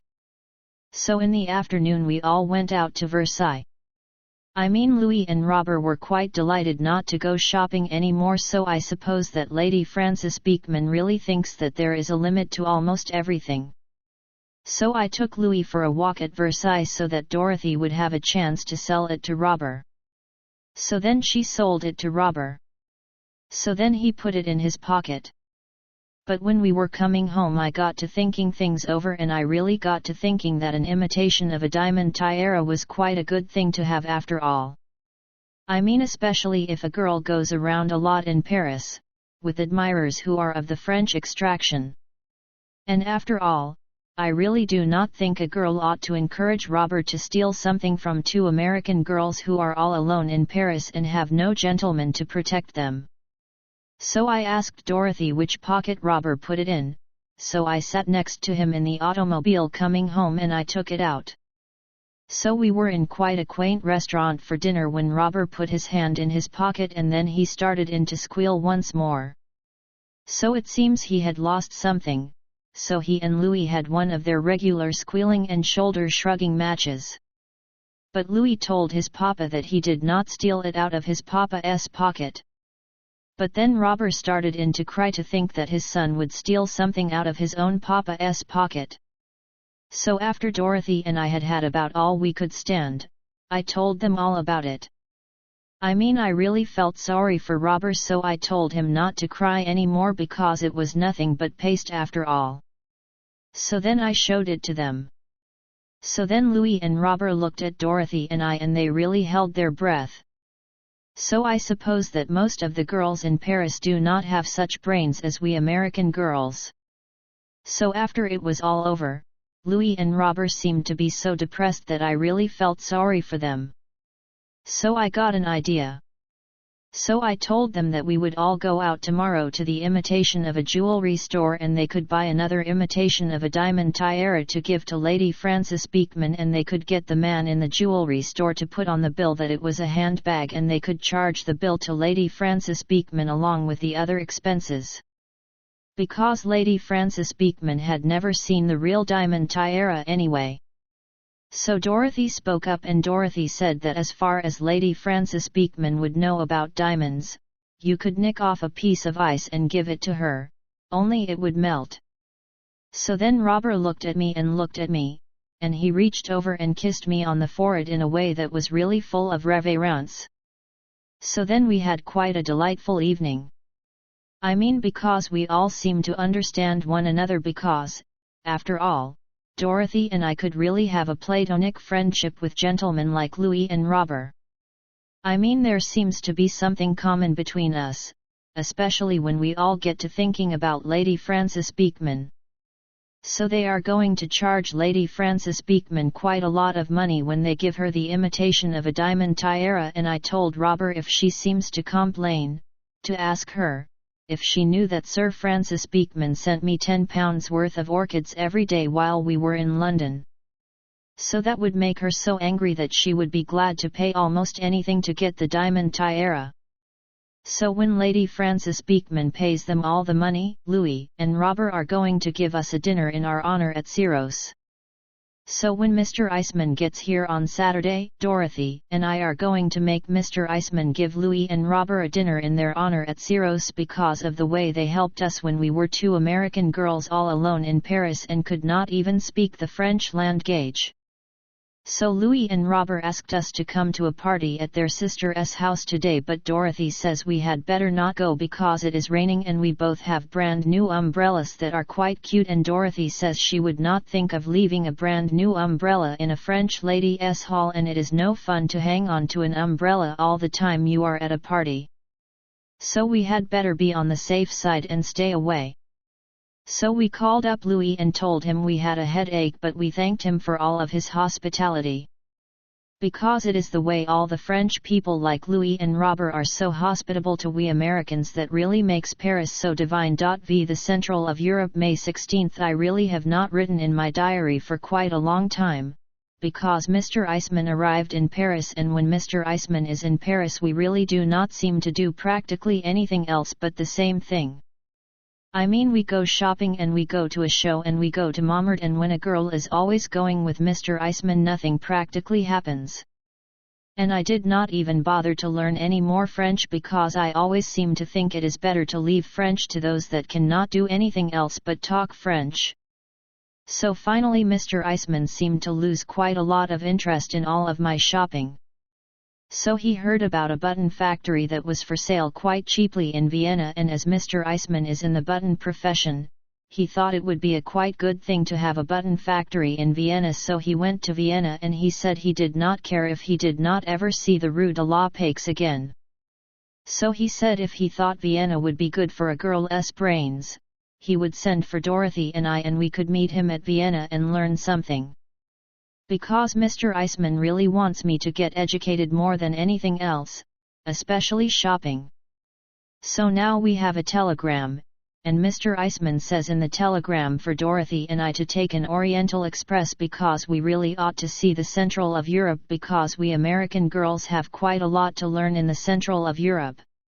So Dorothy says if Mr. Eisman wants us to see the Central of Europe, she bets there is not a Rue de la Paix in the whole Central of Europe. So Dorothy and I are going to take an Oriental Express tomorrow, and I really think it is quite unusual for two American girls like I and Dorothy to take an Oriental Express all alone, because it seems that in the central of Europe they talk some other kinds of languages which we do not understand besides French. But I always think that there is nearly always some gentleman who will protect two American girls like I and Dorothy who are all alone and who are traveling in the central of Europe to get educated. May 17th. So now we are on an Oriental Express and everything seems to be quite unusual. I mean, Dorothy and I got up this morning and we looked out of the window of our compartment and it was really quite unusual. Because it was farms, and we saw quite a lot of girls who seemed to be putting small-size haystacks onto large-size haystacks while their husbands seemed to sit at a table under quite a shady tree and drink beer. Or else their husbands seemed to sit on a fence and smoke their pipe and watch them. So Dorothy and I looked at two girls who seemed to be plowing up all of the ground with only the aid of a cow, and Dorothy said, "I think we girls have gone one step too far away from New York, because it begins to look to me as if the central of Europe is no country for we girls." So we both became quite worried. I mean, I became quite depressed because if this is what Mr. Eisman thinks we American girls ought to learn, I really think it is quite depressing. So I do not think we care to meet any gentlemen who have been born and raised in the central of Europe. I mean, the more I travel and the more I seem to see other gentlemen, the more I seem to think of American gentlemen. So now I am going to get dressed and go to the dining car and look for some American gentlemen and hold a conversation, because I really feel so depressed. I mean, Dorothy keeps trying to depress me because she keeps saying that I will probably end up in a farm in the central of Europe doing a sister act with a plow. Because Dorothy's jokes are really very unrefined, and I think that I will feel much better if I go to the dining car and have some luncheon. Well, I went to the dining car and I met a gentleman who was quite a delightful American gentleman. I mean, it was quite a coincidence, because we girls have always heard about Henry Spofford, and it was really nobody else but the famous Henry Spofford, who is the famous Spofford family, who is a very very fine old family who is very very wealthy. I mean, Mr. Spofford is one of the most famous families in New York, and he is not like most gentlemen who are wealthy, but he works all of the time for the good of the others. I mean, he is the gentleman who always gets his picture in all of the newspapers because he is always censoring all of the plays that are not good for people's morals. And all of we girls remember the time when he was in the Ritz for luncheon and he met a gentleman friend of his, and the gentleman friend had Peggy Hopkins Joyce to luncheon, and he introduced Peggy Hopkins Joyce to Mr. Spofford, and Mr. Spofford turned on his heels and walked away. Because Mr. Spofford is a very very famous Presbyterian, and he is really much too Presbyterian to meet Peggy Hopkins Joyce. I mean, it is unusual to see a gentleman who is such a young gentleman as Mr. Spofford be so Presbyterian, because when most gentlemen are 35 years of age their minds nearly always seem to be on something else. So when I saw no one else but the famous Mr. Spofford, I really became quite thrilled. Because all of we girls have tried very hard to have an introduction to Henry Spofford, and it was quite unusual to be shut up on a train in the central of Europe with him. So I thought it would be quite unusual for a girl like I to have a friendship with a gentleman like Mr. Spofford, who really does not even look at a girl unless she at least looks like a Presbyterian. And I mean, our family in Little Rock were really not so Presbyterians. So I thought I would sit at his table. So then I had to ask him about all of the money, because all of the money they use in the central of Europe has not even got so much sense to it as the kind of francs they use in Paris. Because it seems to be called kronens, and it seems to take quite a lot of them, because it takes 50,000 of them to even buy a small size package of cigarettes, and Dorothy says if the cigarettes had tobacco in them, we couldn't lift enough kronens over a counter to pay for a package. So this morning Dorothy and I asked the porter to bring us a bottle of champagne, and we really did not know what to give him for a tip. So Dorothy said for me to take one of the things called a 1 million kronens, and she would take one of them called a 1 million kronens, and I would give him mine first, and if he gave me quite a dirty look, she would give him hers. So after we paid for the bottle of champagne I gave him my 1,000,000 kronens, and before we could do anything else he started into grabbing my hand and kissing my hand and getting down on his knees. So we finally had to push him right out of the compartment.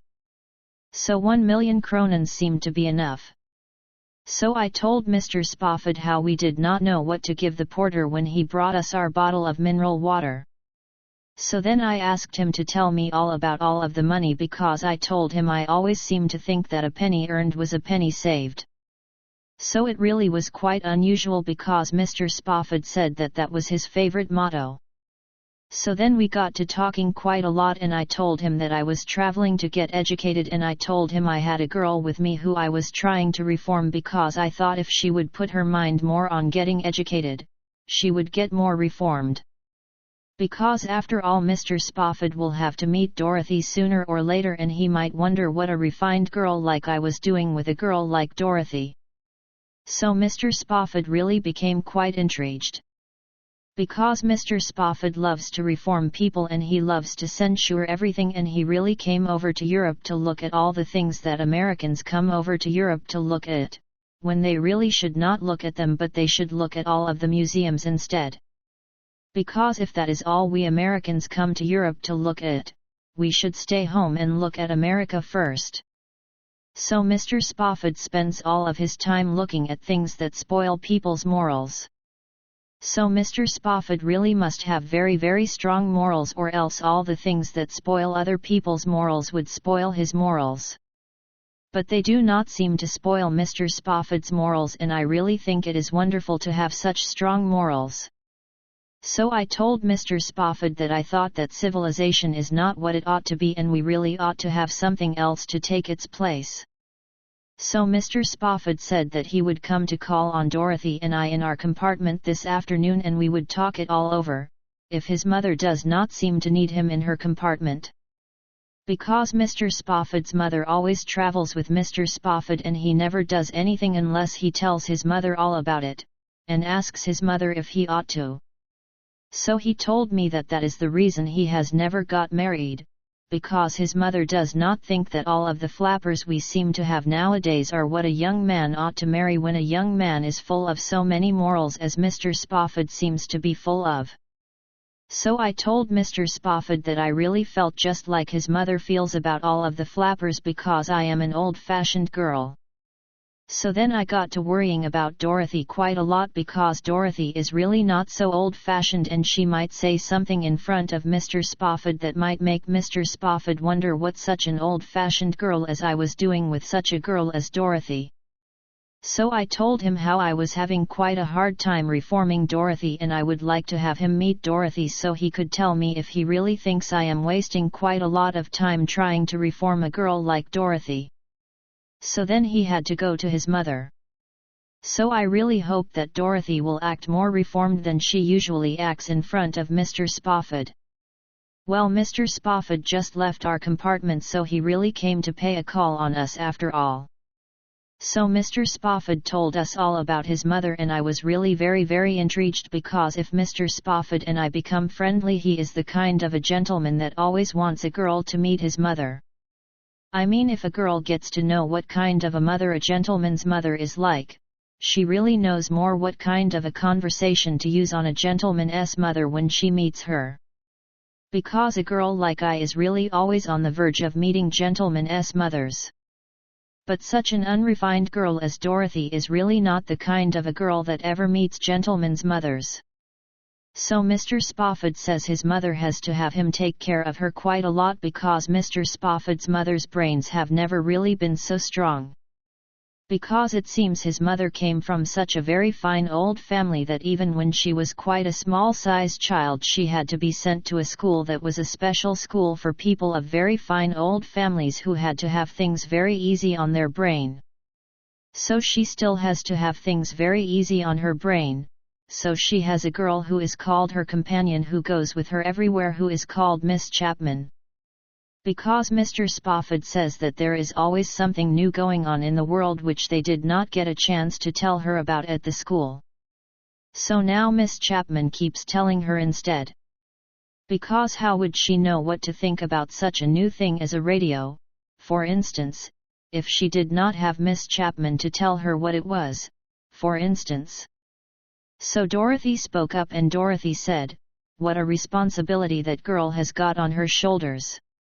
For instance, what if Miss Chapman told her a radio was something to build a fire in, and she would get cold someday and stuff it full of papers and light it?" But Mr. Spofford told Dorothy that Miss Chapman would never make such a mistake. Because he said that Miss Chapman came from a very very fine old family herself and she really had a fine brain.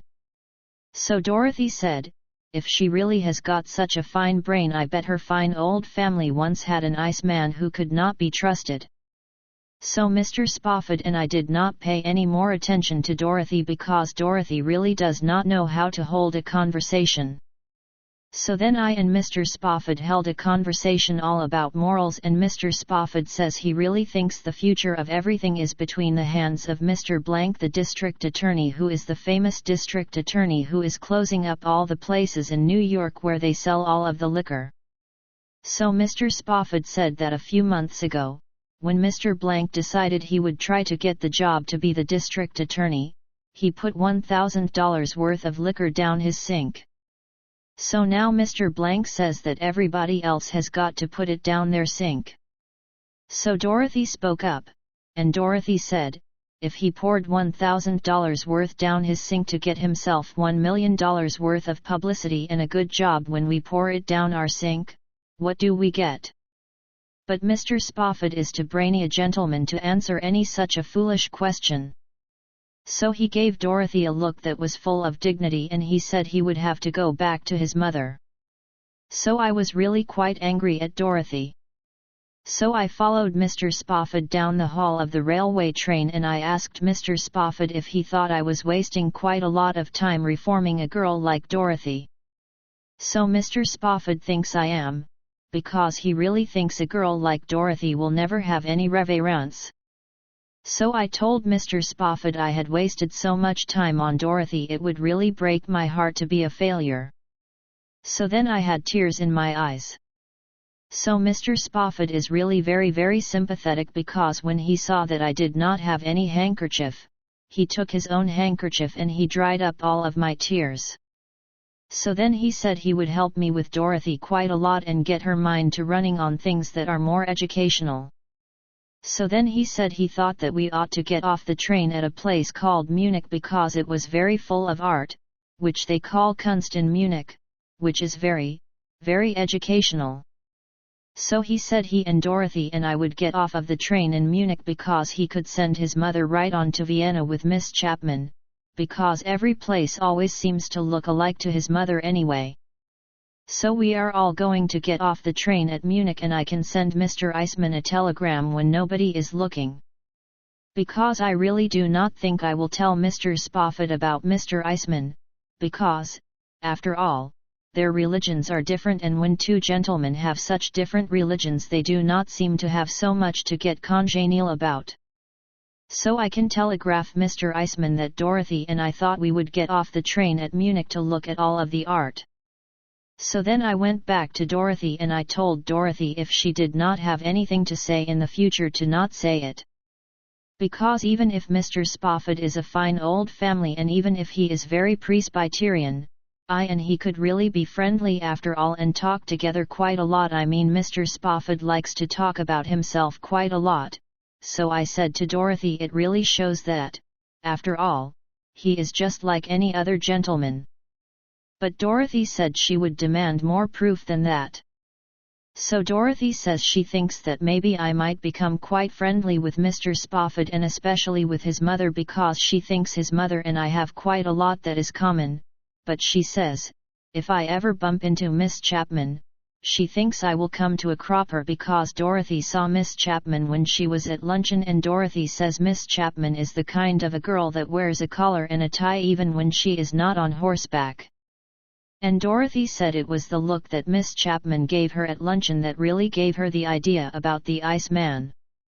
So Dorothy says she thinks Miss Chapman has got 3/3 of the brains of that trio of gigans, because gigans is the slang word that Dorothy has thought up to use on people who are society people. Because Dorothy says she thinks any gentleman with Mr. Spofford's brains had ought to spend his time putting nickels into an electric piano, but I did not even bother to talk back at such a girl as Dorothy. So now we must get ready to get off the train when the train gets to Munich so that we can look at all of the Kunst in Munich. May 19th. Well, yesterday Mr. Spofford and I and Dorothy got off the train at Munich to see all of the Kunst in Munich, but you only call it Munich when you are on the train because as soon as you get off of the train they seem to call it München. So you really would know that München was full of Kunst because in case you would not know it, they have painted the word Kunst in large size black letters on everything in München, and you cannot even see a boot black S stand in München that is not full of Kunst. So Mr. Spofford said that we really ought to go to the theater in München because even the theater in München was full of Kunst. So we looked at all of the bills of all of the theaters, with the aid of quite an intellectual hotel clerk who seemed to be able to read it and tell us what it said, because it really meant nothing to us. So it seems they were playing Kiki in München, so I said, let us go and see Kiki because we have seen Lenore Ulrich in New York and we would really know what it is all about even if they do not seem to talk the English language. So then we went to the Kunst Theater. So it seems that München is practically full of Germans and the lobby of the Kunst Theater was really full of Germans who stand in the lobby and drink beer and eat quite a lot of Bermudian onions and garlic sausage and hard-boiled eggs and beer before all of the acts. So I really had to ask Mr. Spofford if he thought we had come to the right theater because the lobby seemed to smell such a lot. I mean, when the smell of beer gets to be antique it gets to smell quite a lot, but Mr. Spofford seemed to think that the lobby of the Kunst Theater did not smell any worse than all of the other places in Munich. So then Dorothy spoke up and Dorothy said, you can say what you want about the Germans being full of Kunst, but what they are really full of is delicatessen. So then we went into the Kunst Theater. But the Kunst Theater does not seem to smell so good as the lobby of the Kunst Theater. And the Kunst Theater seems to be decorated with quite a lot of what tripe would look like if it was pasted on the wall and gilded. Only you could not really see the gilding because it was covered with quite a lot of dust. So Dorothy looked around and Dorothy said, if this is Kunst, the art center of the world is Union Hill, New Jersey. So then they started into playing Kiki, but it seems that it was not the same kind of a Kiki that we have in America, because it seemed to be all about a family of large-sized German people who seemed to keep getting in each other's ways. I mean, when a stage is completely full of 2 or 3 German people who are quite large size, they really cannot help it if they seem to get in each other's ways. So then Dorothy got to talking with a young gentleman who seemed to be a German gentleman who sat back of her, who she thought was applauding. But what he was really doing was he was cracking a hard-boiled egg on the back of her chair. So he talked English with quite an accent that seemed to be quite a German accent. So Dorothy asked him if Kiki had come out on the stage yet. So he said no, but she was really a beautiful German actress who came clear from Berlin, and he said we should really wait until she came out, even if we did not seem to understand it. So finally she came out. I mean, we knew it was her because Dorothy's German gentleman friend nudged Dorothy with a sausage. So we looked at her, and we looked at her, and Dorothy said, if Schumann-Heink still has a grandmother, we have dug her up in München. So we did not bother to see any more of Kiki because Dorothy said she would really have to know more about the foundations of that building before she would risk our lives to see Kiki do that famous scene where she faints in the last act. Because Dorothy said, if the foundations of that building were as antique as the smell, there was going to be a catastrophe when Kiki hit the floor. So even Mr. Spofford was quite discouraged, but he was really glad because he said he was 100% of an American and it served the Germans right for starting such a war against all we Americans. May 20th. Well, today Mr. Spofford is going to take me all around to all of the museums in München, which are full of Kunst that I really ought to look at, but Dorothy said she had been punished for all of her sins last night, so now she is going to begin life all over again by going out with her German gentleman friend, who is going to take her to a house called the Half-Brow House, which is the world's largest size of a beer hall. So Dorothy said I could be a highbrow and get full of kunst, but she is satisfied to be a half-brow and get full of beer.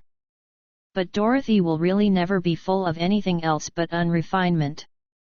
May 21st. Well, Mr. Spofford and I and Dorothy are on the train again, and we are all going to Vienna.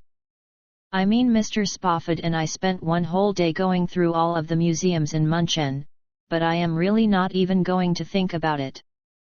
Because when something terrible happens to me, I always try to be a Christian Science and I simply do not even think about it, but I deny that it ever happened, even if my feet do seem to hurt quite a lot. So even Dorothy had quite a hard day in München because her German gentleman friend, who is called Rudolph, came for her at 11 o'clock to take her to breakfast. But Dorothy told him that she had had her breakfast. But her gentleman friend said that he had had his first breakfast too, but it was time for his second. So he took Dorothy to the Half-Brow House, where everybody eats white sausages and pretzels and beer at 11 o'clock. So after they had their white sausages and beer, he wanted to take her for a ride, but they could only go a few blocks because by then it was time for luncheon. So they ate quite a lot of luncheon, and then he bought her a large size box of chocolates that were full of liqueurs, and took her to the matinee. So after the first act, Rudolph got hungry and they had to go and stand in the lobby and have some sandwiches and beer. But Dorothy did not enjoy the show very much, and so after the second act Rudolph said they would leave because it was time for tea anyway. So after quite a heavy tea, Rudolph asked her to dinner and Dorothy was to overcome to say no, so after dinner they went to a beer garden for beer and pretzels. But finally Dorothy began to come to, and she asked him to take her back to the hotel. So Rudolph said he would, but they had better have a bite to eat first. So today Dorothy really feels just as discouraged as I seem to feel, only Dorothy is not a Christian Science and all she can do is suffer. But in spite of all of my Christian Science, I am really beginning to feel quite discouraged about Vienna.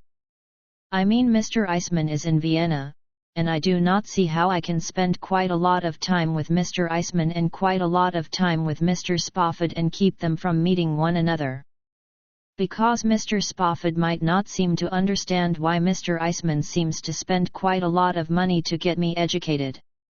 And Dorothy keeps trying to depress me about Miss Chapman because she says she thinks that when Miss Chapman sees I and Mr. Spofford together, she thinks that Miss Chapman will cable for the family's favorite lunacy expert. So I have got to be as full of Christian Science as I can and always hope for the best. May 25th. So far everything has really worked out for the best. Because Mr. Eisman is very busy all day with the button profession, and he tells me to run around with Dorothy all day. So I and Mr. Spofford run around all day. So then I tell Mr. Spofford that I really do not care to go to all of the places that you go to at night, but I will go to bed and get ready for tomorrow instead. So then Dorothy and I go to dinner with Mr. Eisman, and then we go to a show, and we stay up quite late at a cabaret called the Chapeau Rouge, and I am able to keep it all up with the aid of champagne. So if we keep our eye out for Mr. Spofford and do not all bump into one another when he is out looking at things that we Americans really should not look at, it will all work out for the best. I mean, I have even stopped Mr. Spofford looking at museums because I tell him that I like nature better, and when you look at nature you look at it in a horse and buggy in the park and it is much easier on the feet. So now he is beginning to talk about how he would like me to meet his mother, so everything really seems for the best after all. But I have quite a hard time with Mr. Eisman at night.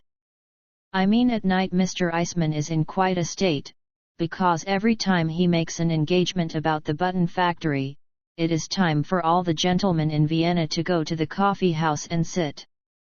Or else every time he makes an engagement about the button factory, some Viennese gentleman gets the idea to have a picnic and they all put on short pants and bare knees and they all put a feather in their hat, and they all walk to the Tyrol. So it really discourages Mr. Eisman quite a lot, but if anyone ought to get discouraged, I think that I ought to get discouraged, because after all, when a girl has had no sleep for a week, a girl cannot help it if she seems to get discouraged. May 27th. Well, finally I broke down, and Mr. Spofford said that he thought a little girl like I, who was trying to reform the whole world, was trying to do too much, especially beginning on a girl like Dorothy. So he said there was a famous doctor in Vienna called Dr. Freud who could stop all of my worrying, because he does not give a girl medicine, but he talks you out of it by psychoanalysis. So yesterday he took me to Dr. Freud. So Dr. Freud and I had quite a long talk in the English language. So it seems that everybody seems to have a thing called inhibitions, which is when you want to do a thing and you do not do it. So then you dream about it instead. So Dr. Freud asked me what I seemed to dream about. So I told him that I never really dream about anything. I mean, I use my brain so much in the daytime that at night they do not seem to do anything else but rest. So Dr. Freud was very surprised at a girl who did not dream about anything. So then he asked me all about my life. I mean, he is very sympathetic, and he seems to know how to draw a girl out quite a lot. I mean, I told him things that I really would not even put in my diary. So then he seemed very intrigued at a girl who always seemed to do everything she wanted to do. So he asked me if I really never wanted to do a thing that I did not do. For instance, did I ever want to do a thing that was really violent? For instance, did I ever want to shoot someone, for instance? So then I said I had, but the bullet only went in Mr. Jennings' lung and came right out again. So then Dr. Freud looked at me and he said he did not really think it was possible. So then he called in his assistants and he pointed at me and talked to his assistants quite a lot in the Viennese language. So then his assistants looked at me and it really seems as if I was quite a famous case. So then Dr. Freud said that all I needed was to cultivate a few inhibitions and get some sleep. May 29th. Things are really getting to be quite a strain. Because yesterday Mr. Spofford and Mr. Eisman were both in the lobby of the Bristol Hotel and I had to pretend not to see both of them. I mean, it is quite an easy thing to pretend not to see one gentleman, but it is a quite hard thing to pretend not to see two gentlemen. So something has really got to happen soon, or I will have to admit that things seem to be happening that are not for the best. So this afternoon Dorothy and I had an engagement to meet Count Somm for tea at 4 o'clock, only you do not call it tea at Vienna but you seem to call it Yoser, and you do not drink tea at Vienna but you drink coffee instead. I mean, it is quite unusual to see all of the gentlemen at Vienna stop work, to go to Yoser about 1 hour after they have all finished their luncheon, but time really does not seem to mean so much to Viennese gentlemen except time to get to the coffee house, which they all seem to know by instincts, or else they really do not seem to mind if they make a mistake and get there too early. Because Mr. Eisman says that when it is time to attend to the button profession, they really seem to lose all of their interest until Mr. Eisman is getting so nervous he could scream. So we went to Diemels and met Count Somm. But while we were having Yoser with Count Somm, we saw Mr. Spofford's mother come in with her companion Miss Chapman, and Miss Chapman seemed to look at me quite a lot and talk to Mr. Spofford's mother about me quite a lot, so I became quite nervous, because I really wished that we were not with Count Somm.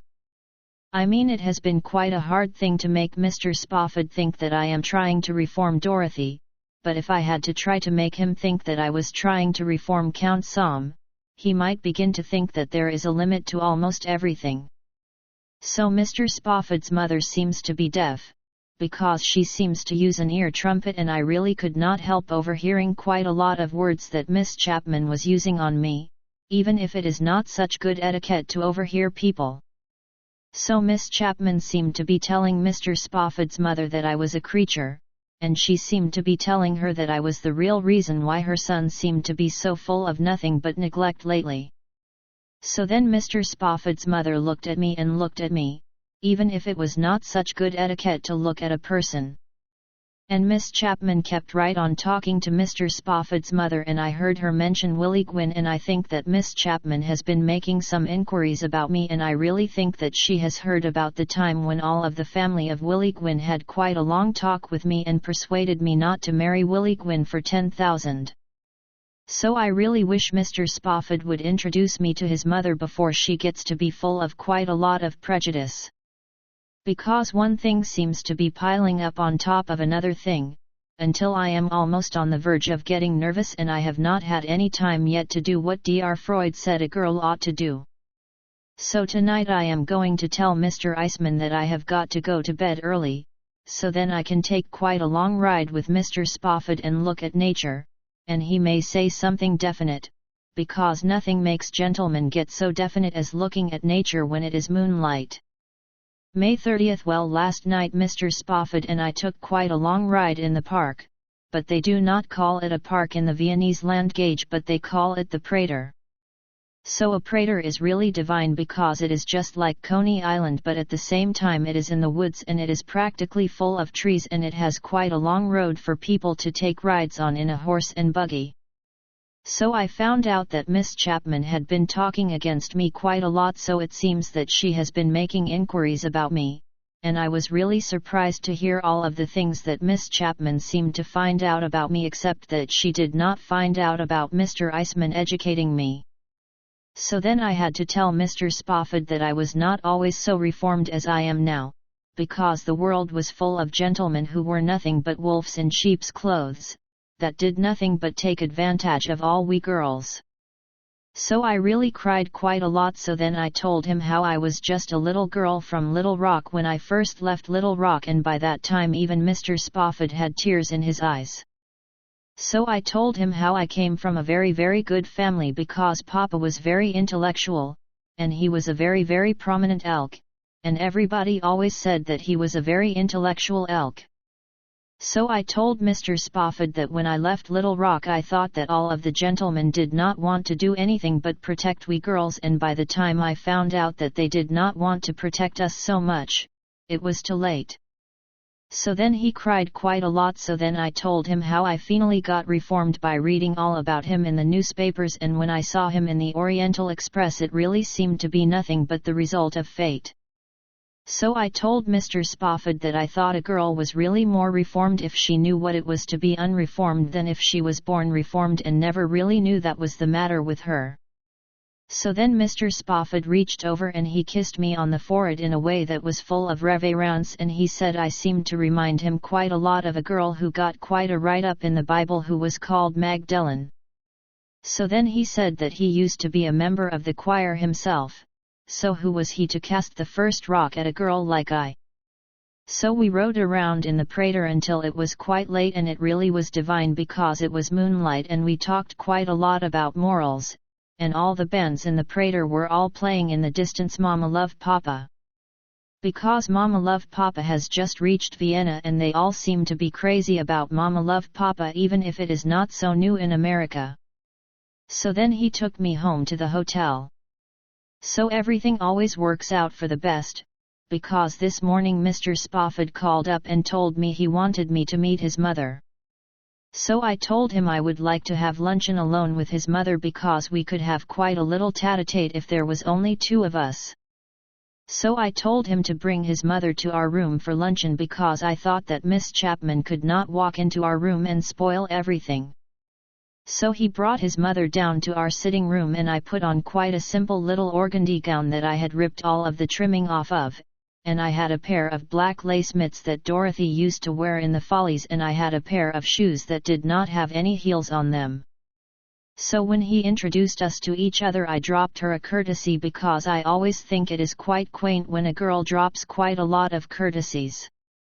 So then he left us alone and we had quite a little talk, and I told her that I did not seem to like all of the flappers that we seem to have nowadays, because I was brought up to be more old-fashioned.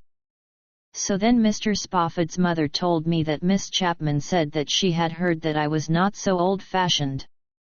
But I told her that I was so old-fashioned that I was always full of respect for all of my elders and I would not dare to tell them everything they ought to do, like Miss Chapman seems to tell her everything she ought to do, for instance. So then I ordered luncheon and I thought some champagne would make her feel quite good for luncheon, so I asked her if she liked champagne. So she really likes champagne very very much, but Miss Chapman thinks it is not so nice for a person to drink liquor. But I told her that I was a Christian Science, and all of we Christian Science seem to believe that there cannot really be any harm in anything, so how can there be any harm in a small size bottle of champagne? So she never seemed to look at it in that kind of a light before, because she said that Miss Chapman believed in Christian Science also, but what Miss Chapman believed about things that were good for you to drink seemed to apply more towards water. So then we had luncheon and she began to feel very very good. So I thought that we had better have another bottle of champagne, because I told her that I was such an ardent Christian Science that I did not even believe there could be any harm in 2 bottles of champagne. So we had another bottle of champagne and she became very intrigued about Christian Science, because she said that she really thought it was a better religion than Presbyterians. So she said Miss Chapman used to try to get her to use it on things, but Miss Chapman never seemed to have such a large size grasp of the Christian Science religion as I seem to have. So then I told her that I thought Miss Chapman was jealous of her good looks. So then she said that that was true, because Miss Chapman would always make her wear hats that were made out of black horse's hair, because horse's hair does not weigh so much on a person's brain. So I told her I was going to give her one of my hats that has got quite large size roses on it. So then I got it out, but we could not get it on her head because hats are quite small on account of hair being bobbed. So I thought I would get the scissors and bob her head, but then I thought I had done enough to her for one day. So Henry's mother said that I was really the most sunshine that she ever had in all her life, and when Henry came back to take his mother up to her room, she did not want to go. But after he got her away, he called me up on the telephone and he was quite excited, and he said he wanted to ask me something that was very very important. So I said I would see him tonight. But now I have got to see Mr. Eisman because I have an idea about doing something that is really very very important that has got to be done at once. May 31st. Well, I and Dorothy and Mr. Eisman are on a train going to a place called Budapest. So I did not see Henry again before I left, but I left him a letter. Because I thought it would be a quite good thing if what he wanted to ask me he would have to write down, instead of asking me, and he could not write it to me if I was in the same city that he is in.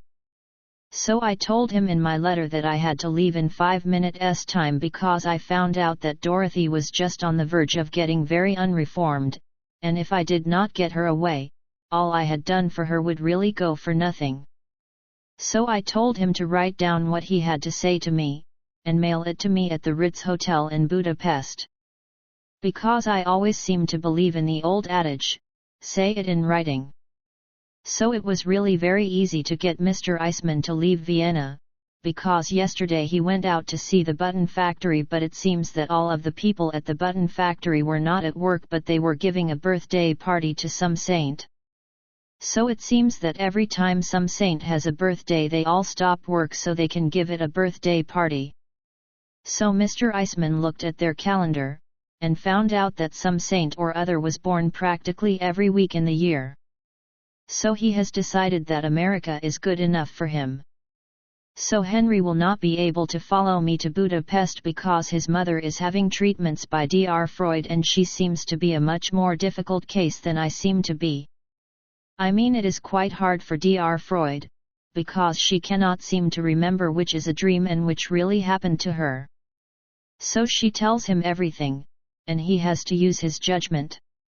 I mean, when she tells him that a very very handsome young gentleman tried to flirt with her on Fifth Avenue, he uses his judgment.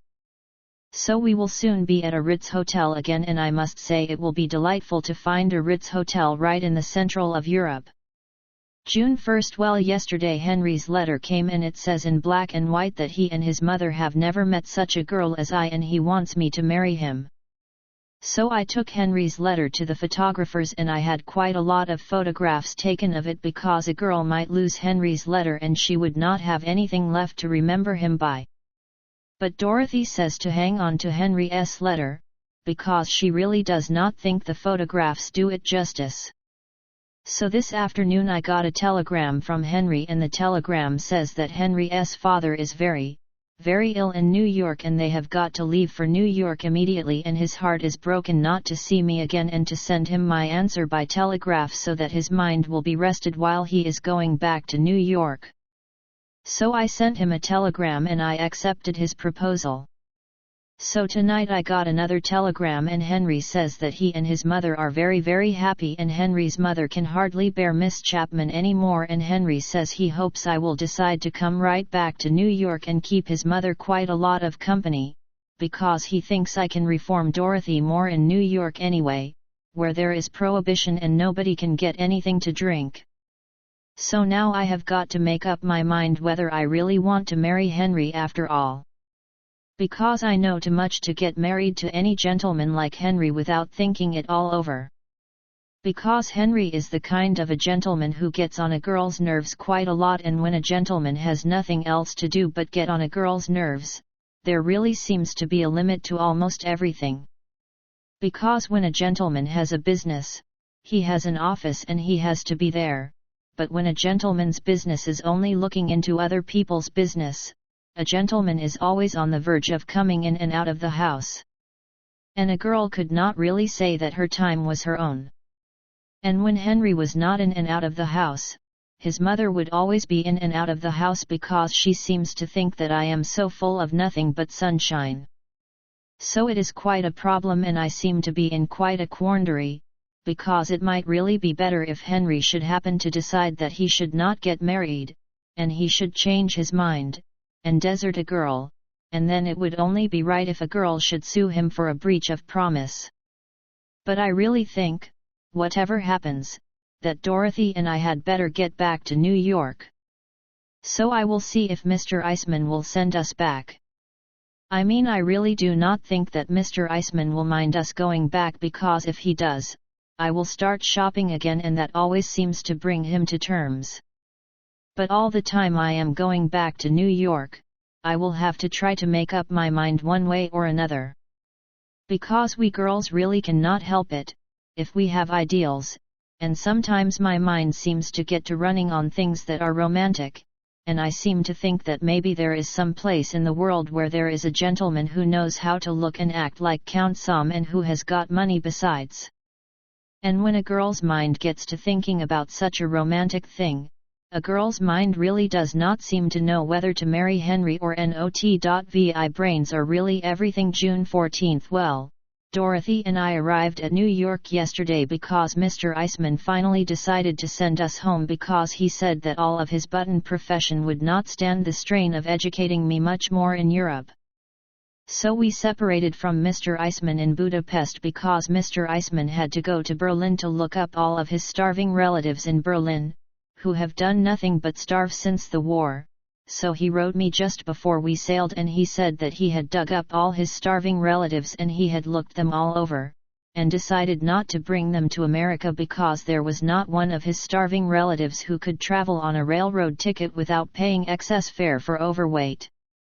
So Dorothy and I took the boat, and all the way over on the boat I had to make up my mind whether I really wanted to marry the famous Henry H. Spofford, or not, because he was waiting for me to arrive at New York, and he was so impatient that he could hardly wait for me to arrive at New York. But I have not wasted all of my time on Henry, even if I do not marry him, because I have some letters from Henry which would come in very, very handy if I did not marry Henry. So Dorothy seems to agree with me quite a lot, because Dorothy says the only thing she could stand being to Henry would be to be his widow at the age of 18. So coming over on the boat I decided not to bother to meet any gentleman, because what good does it do to meet gentlemen when there is nothing to do on a boat but go shopping at a little shop where they do not have anything that costs more than $5. And besides, if I did meet any gentleman on the boat, he would want to see me off the boat, and then we would bump into Henry. But then I heard that there was a gentleman on the boat who was quite a dealer in unset diamonds from a town called Amsterdam. So I met the gentleman, and we went around together quite a lot, but we had quite a quarrel the night before we landed, so I did not even bother to look at him when I came down the gangplank, and I put the unset diamonds in my handbag so I did not have to declare them at the customs. So Henry was waiting for me at the customs, because he had come up from Pennsylvania to meet me, because their country estate is at Pennsylvania, and Henry's father is very, very ill at Pennsylvania, so Henry has to stay there practically all of the time. So all of the reporters were at the customs and they all heard about how Henry and I were engaged to one another, and they wanted to know what I was before I became engaged to Henry, so I told them that I was nothing but a society girl from Little Rock, Arkansas. So then I became quite angry with Dorothy because one of the reporters asked Dorothy when I made my debut in society at Little Rock, and Dorothy said I made my debut at the Elks annual street fair and carnival at the age of 15. I mean, Dorothy never overlooks any chance to be unrefined, even when she is talking to literary gentlemen like reporters. So Henry brought me to the apartment in his Rolls-Royce, and while we were coming to the apartment he said he wanted to give me my engagement ring, and I really became all thrills. So he said that he had gone to Cartier's and he had looked over all the engagement rings in Cartier's, and after he had looked them all over he had decided that they were not half good enough for me. So then he took a box out of his pocket and I really became intrigued. So then Henry said that when he looked at all of those large-size diamonds he really felt that they did not have any sentiment, so he was going to give me his class ring from Amherst College instead. So then I looked at him, but I am too full of self-control to say anything at this stage of the game, so I said it was really very sweet of him to be so full of nothing but sentiment. So then Henry said that he would have to go back to Pennsylvania to talk to his father about us getting married, because his father has really got his heart set on us not getting married. So I told Henry that perhaps if I would meet his father, I would win him over, because I always seem to win gentlemen over. But Henry says that that is just the trouble, because some girl is always winning his father over, and they hardly dare to let him go out of their sight, and they hardly dare let him go to church alone. Because the last time he went to church alone some girl won him over on the street corner and he arrived back home with all of his pocket money gone, and they could not believe him when he said that he had put it in the plate, because he has not put more than a dime in the plate for the last 50 years. So it seems that the real reason why his father does not want Henry to marry me, is because his father says that Henry always has all of the fun, and every time Henry's father wants to have some fun of his own, Henry always stops him, and Henry will not even let him be sick at a hospital where he could have some fun of his own, but he keeps him at home where he has to have a nurse Henry picked out for him who is a male nurse. So all of his objections seem to be nothing but the spirit of reciprocity. But Henry says that all his objections cannot last much longer because he is nearly 90 years of age after all, and nature must take its course sooner or later. So Dorothy says what a fool I am to waste my time on Henry, when I might manage to meet Henry's father and the whole thing would be over in a few months and I would practically own the state of Pennsylvania. But I do not think I ought to take Dorothy's advice because Henry's father is watched like a hawk and Henry himself is his power of attorney, so no good could really come of it after all. And, after all, why should I listen to the advice of a girl like Dorothy who traveled all over Europe and all she came home with was a bangle? So Henry spent the evening at the apartment and then he had to go back to Pennsylvania to be there Thursday morning, because every Thursday morning he belongs to a society who do nothing but censure all of the photoplays. So they cut out all of the pieces out of all the photoplays that show things that are risky, that people ought not to look at. So then they put all of the risky pieces together and they run them over and over again. So it would really be quite a hard thing to drag Henry away from one of his Thursday mornings, and he can hardly wait from one Thursday morning to another. Because he really does not seem to enjoy anything so much as censoring photoplays, and after a photoplay has once been censored he seems to lose all of his interest in it. So after Henry left I held quite a conversation with Lulu, who is my maid who looked out for my apartment while I was away. So Lulu really thinks I ought to marry Mr. Spofford after all, because Lulu says that she kept studying Mr. Spofford all of the time she was unpacking my trunks, and Lulu says she is sure that any time I feel as if I had to get away from Mr. Spofford I could just set him down on the floor, and give him a packet of risque French postcards to censure and stay away as long as I like. So Henry is going to arrange for me to come down to Pennsylvania for a weekend and meet all of his family.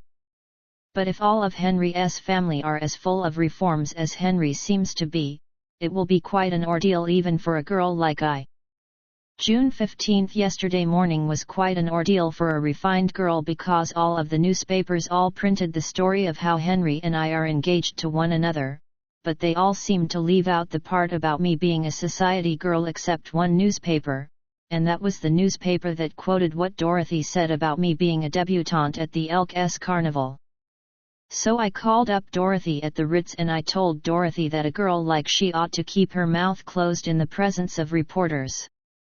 So it seems that quite a lot of reporters kept calling Dorothy up, but Dorothy said she really did not say anything to any of them except one reporter asked her what I used for money and she told him buttons.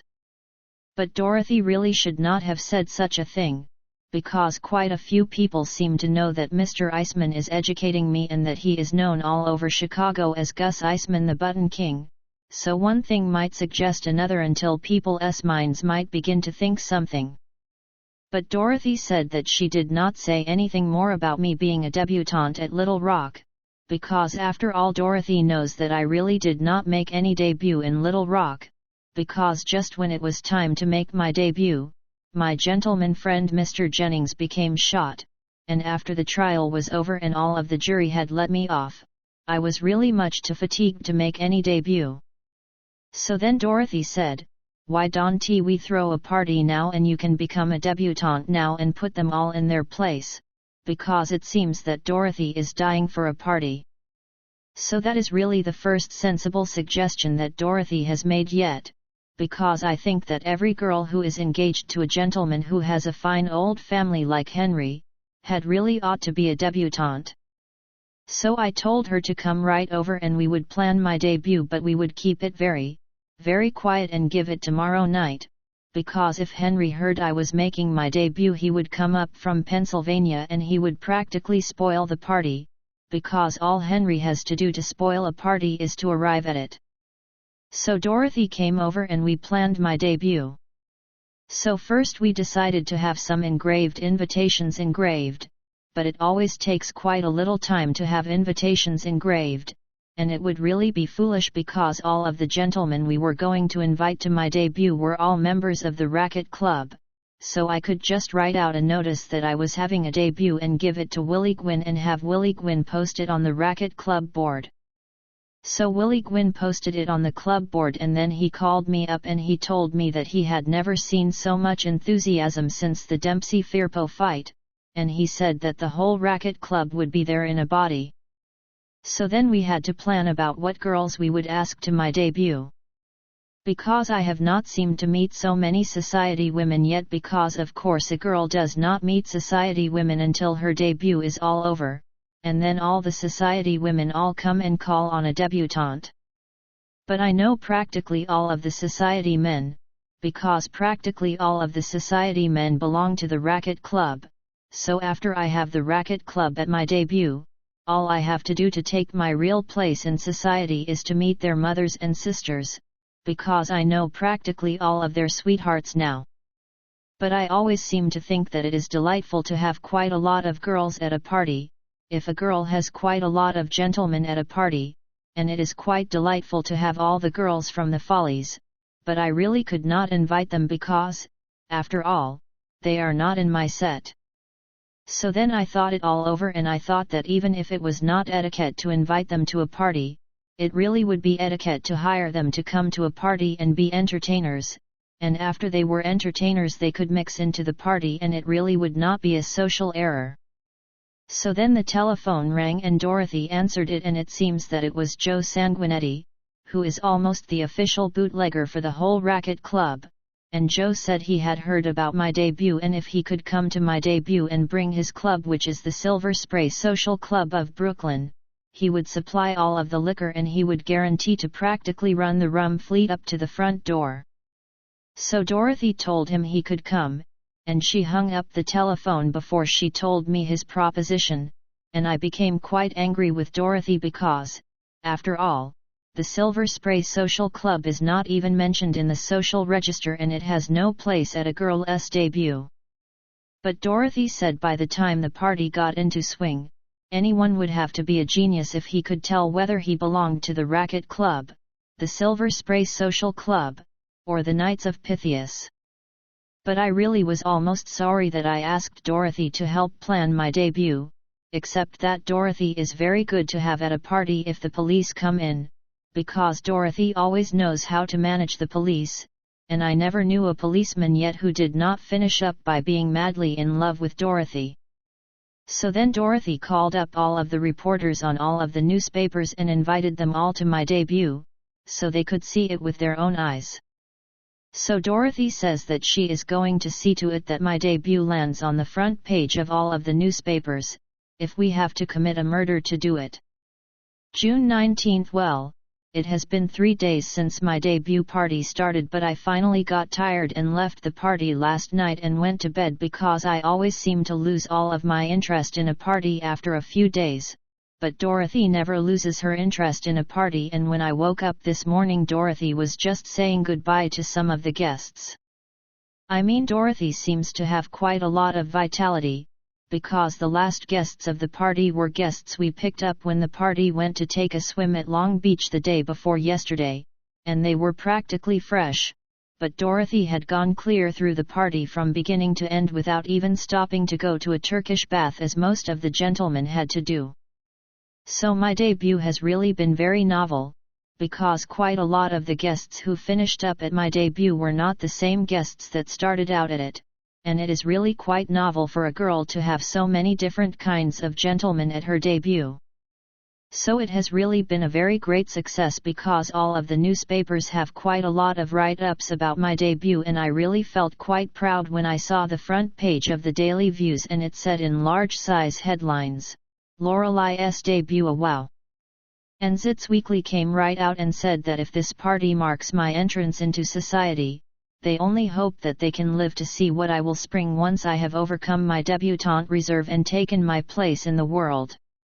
So I really had to apologize to Dorothy about asking Joe Sanguinetti to my debut because it was wonderful the way he got all of the liquor to the party, and he more than kept his word. I mean, he had his bootleggers run up from the wharf in taxis, right to the apartment, and the only trouble he had was, that once the bootleggers delivered the liquor, he could not get them to leave the party. So finally there was quite a little quarrel because Willie Gwynn claimed that Joe's bootleggers were snubbing the members of his club because they would not let the boys from the Racket Club sing in their quartet. But Joe's bootleggers said that the Racket Club boys wanted to sing songs that were unrefined, while they wanted to sing songs about mother. So then everybody started to take sides, but the girls from the Follies were all with Joe's bootleggers from the start because practically all we girls were listening to them with tears steaming from our eyes. So that made the Racket Club jealous, and one thing led to another until somebody rang for an ambulance and then the police came in. So Dorothy, as usual, won over all of the police. So it seems that the police all have orders from Judge Schultzmeyer, who is the famous judge who tries all of the prohibition cases, that any time they break into a party that looks like it was going to be a good party, to call him up no matter what time of the day or night it is, because Judge Schultzmeyer dearly loves a party. So the police called up Judge Schultzmeyer and he was down in less than no time. So during the party both Joe Sanguinetti and Judge Schultzmeyer fell madly in love with Dorothy.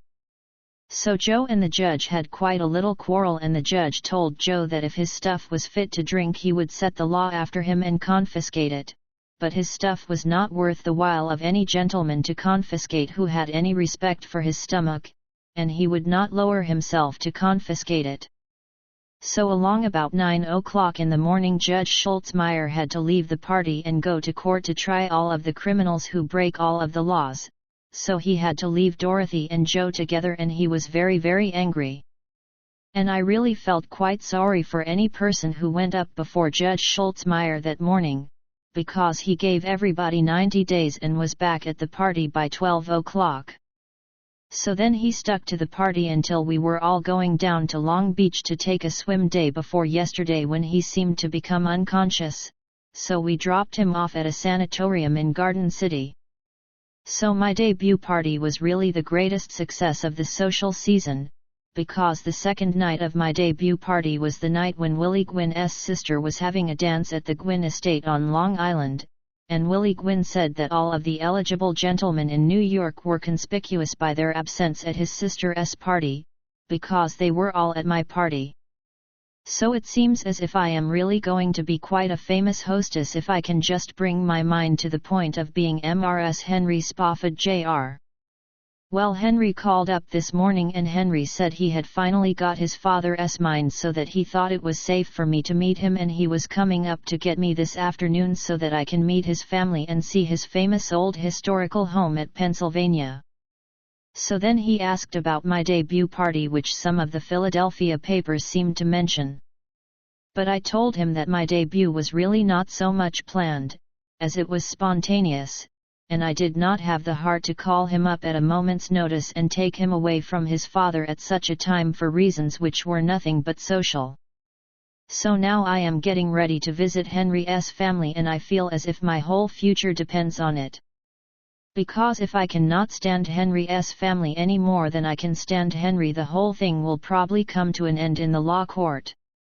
June 21st. Well, I am now spending the weekend with Henry's family at his old family mansion outside of Philadelphia, and I am beginning to think, after all, that there is something else in the world besides family. And I am beginning to think that family life is only fit for those who can stand it. For instance, they always seem to get up very early in Henry's family. I mean, it really is not so bad to get up early when there is something to get up early about.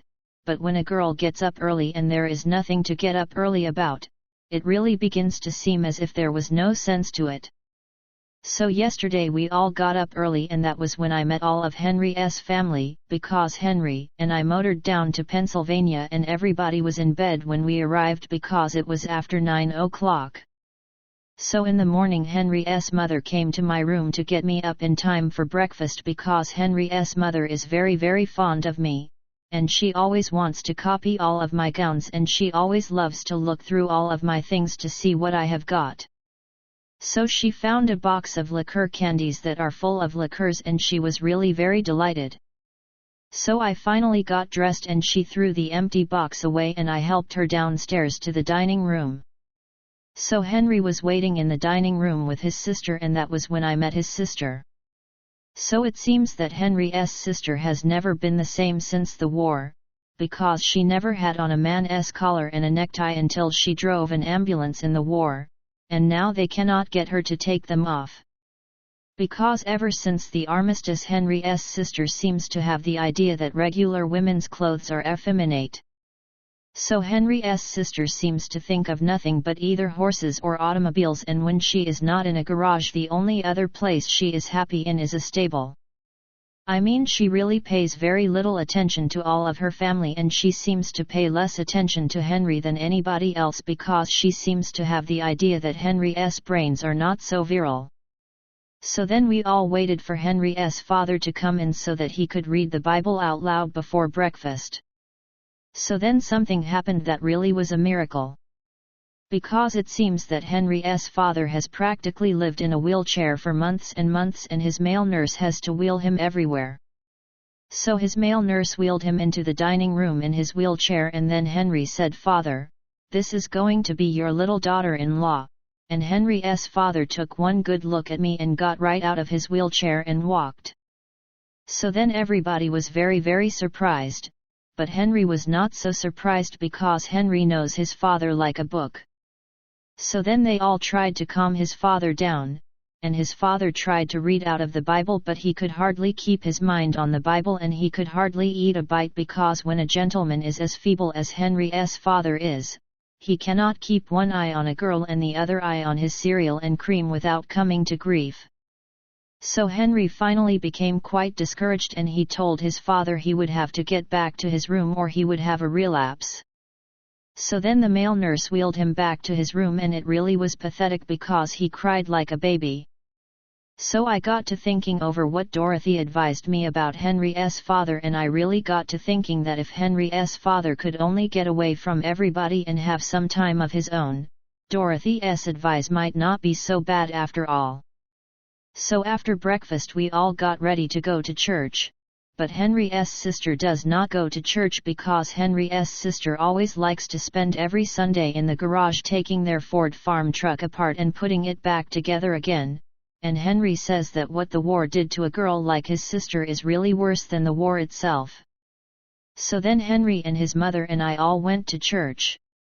So we came home from church and we had luncheon, and it seems that luncheon is practically the same as breakfast, except that Henry's father could not come down to luncheon because after he met me he contracted such a violent fever that they had to send for the doctor. So in the afternoon Henry went to prayer meeting and I was left alone with Henry's mother so that we could rest up so that we could go to church again after supper. So Henry's mother thinks I am nothing but sunshine, and she will hardly let me get out of her sight, because she hates to be by herself, because, when she is by herself, her brains hardly seem to work at all. So she loves to try on all of my hats, and she loves to tell me how all the boys in the choir can hardly keep their eyes off her. So of course a girl has to agree with her, and it is quite difficult to agree with a person when you have to do it through an ear trumpet, because sooner or later your voice has to give out. So then supper turned out to be practically the same thing as luncheon, only by supper time all of the novelty seemed to wear off. So then I told Henry that I had too much of a headache to go to church again, so Henry and his mother went to church and I went to my room and I sat down and thought, and I decided that life was really too short to spend it in being proud of your family, even if they did have a great deal of money. So the best thing for me to do is to think up some scheme to make Henry decide not to marry me and take what I can get out of it and be satisfied. June 22nd. Well, yesterday I made Henry put me on the train at Philadelphia, and I made him stay at Philadelphia so he could be near his father if his father seemed to take any more relapses. So I sat in my drawing room on the train and I decided that the time had come to get rid of Henry at any cost. So I decided that the thing that discourages gentlemen more than anything else is shopping. Because even Mr. Eisman, who was practically born for we girls to shop on, and who knows just what to expect, often gets quite discouraged over all of my shopping. So I decided I would get to New York and I would go to Cartier's and run up quite a large size bill on Henry's credit, because after all our engagement has been announced in all of the newspapers, and Henry's credit is really my credit. So while I was thinking it all over, there was a knock on the drawing room door, so I told him to come in, and it was a gentleman who said he had seen me quite a lot in New York and he had always wanted to have an introduction to me, because we had quite a lot of friends who were common. So then he gave me his card and his name was on his card and it was Mr. Gilbertson Montrose and his profession is a scenario writer.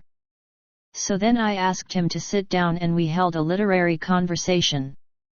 So I really feel as if yesterday was a turning point in my life, because at last I have met a gentleman who is not only an artist but who has got brains besides. I mean, he is the kind of a gentleman that a girl could sit at his feet and listen to for days and days and nearly always learn something or other. Because, after all, there is nothing that gives a girl more of a thrill than brains in a gentleman, especially after a girl has been spending the weekend with Henry. So Mr. Montrose talked and talked all of the way to New York and I sat there and did nothing else but listen. So according to Mr. Montrose's opinion, Shakespeare is a very great playwright, and he thinks that Hamlet is quite a famous tragedy, and as far as novels are concerned he believes that nearly everybody had ought to read Dickens. And when we got on the subject of poetry, he recited the shooting of Dan McGrew until you could almost hear the gun go off. And then I asked Mr. Montrose to tell me all about himself. So it seems that Mr. Montrose was on his way home from Washington, D.C., where he went to see the Bulgarian ambassador to see if he could get Bulgaria to finance a scenario he has written, which is a great historical subject which is founded on the sex life of Dolly Madison. So it seems that Mr. Montrose has met quite a lot of Bulgarians in a Bulgarian restaurant on Lexington Avenue, and that was what gave him the idea to get the money from Bulgaria. Because Mr. Montrose said that he could fill his scenario full of Bulgarian propaganda, and he told the Bulgarian ambassador that every time he realized how ignorant all of the American film fans were on the subject of Bulgaria, it made him flinch. So I told Mr. Montrose that it made me feel very, very small to talk to a gentleman like he, who knew so much about Bulgaria, because practically all I knew about Bulgaria was Zoolog. So Mr. Montrose said that the Bulgarian ambassador did not seem to think that Dolly Madison had so much about her that was pertinent to present-day Bulgaria, but Mr. Montrose explained to him that that was because he knew practically nothing about dramatic construction. Because Mr. Montrose said he could fix his scenario so that Dolly Madison would have one lover who was a Bulgarian, who wanted to marry her. So then Dolly Madison would get to wondering what her great-grandchildren would be like if she married a Bulgarian, and then she could sit down and have a vision of Bulgaria in 1925. So that was when Mr. Montrose would take a trip to Bulgaria to photograph the vision. But the Bulgarian ambassador turned down the whole proposition, but he gave Mr. Montrose quite a large-size bottle of the Bulgarian national drink. So the Bulgarian national drink looks like nothing so much as water, and it really does not taste so strong, but about 5 minutes afterwards you begin to realize your mistake. But I thought to myself that if realizing my mistake could make me forget what I went through in Pennsylvania, I really owed it to myself to forget everything. So then we had another drink. So then Mr. Montrose told me that he had quite a hard time getting along in the motion picture profession, because all of his scenarios are all over their head. Because when Mr. Montrose writes about sex, it is full of psychology, but when everybody else writes about it, it is full of nothing but transparent negligees and ornamental bathtubs. And Mr. Montrose says that there is no future in the motion pictures until the motion pictures get their sex motives straightened out, and realize that a woman of 25 can have just as many sex problems as a flapper of 16. Because Mr. Montrose likes to write about women of the world, and he refuses to have women of the world played by small-size girls of 15 who know nothing about life and who have not even been in the detention home. So we both arrived in New York before we realized it, and I got to thinking how the same trip with Henry in his Rolls-Royce seemed like about 24 hours, and that was what gave me the idea that money was not everything, because after all, it is only brains that count. So Mr. Montrose took me home and we are going to have luncheon together at the Primrose Tea Room practically every day and keep right on holding literary conversations. So then I had to figure out how to get rid of Henry and at the same time not do anything that would make me any trouble later. So I sent for Dorothy because Dorothy is not so good at intriguing a gentleman with money, but she ought to be full of ideas on how to get rid of one. So at first Dorothy said, why didn't I take a chance and marry Henry, because she had an idea that if Henry married me he would commit suicide about 2 weeks later. But I told her about my plan to do quite a lot of shopping, and I told her that I would send for Henry and I would manage it so that I would not be in the apartment when he came, but she could be there and start a conversation with him and she could tell him about all of my shopping and how extravagant I seemed to be, and he would be in the poorhouse in less than a year if he married me. So Dorothy said for me to take one farewell look at Henry and leave him to her, because the next time I saw him would be in the witness box and I might not even recognize him because she would throw a scare into him that might change his whole physical appearance. So I decided to leave him in the hands of Dorothy and hope for the best.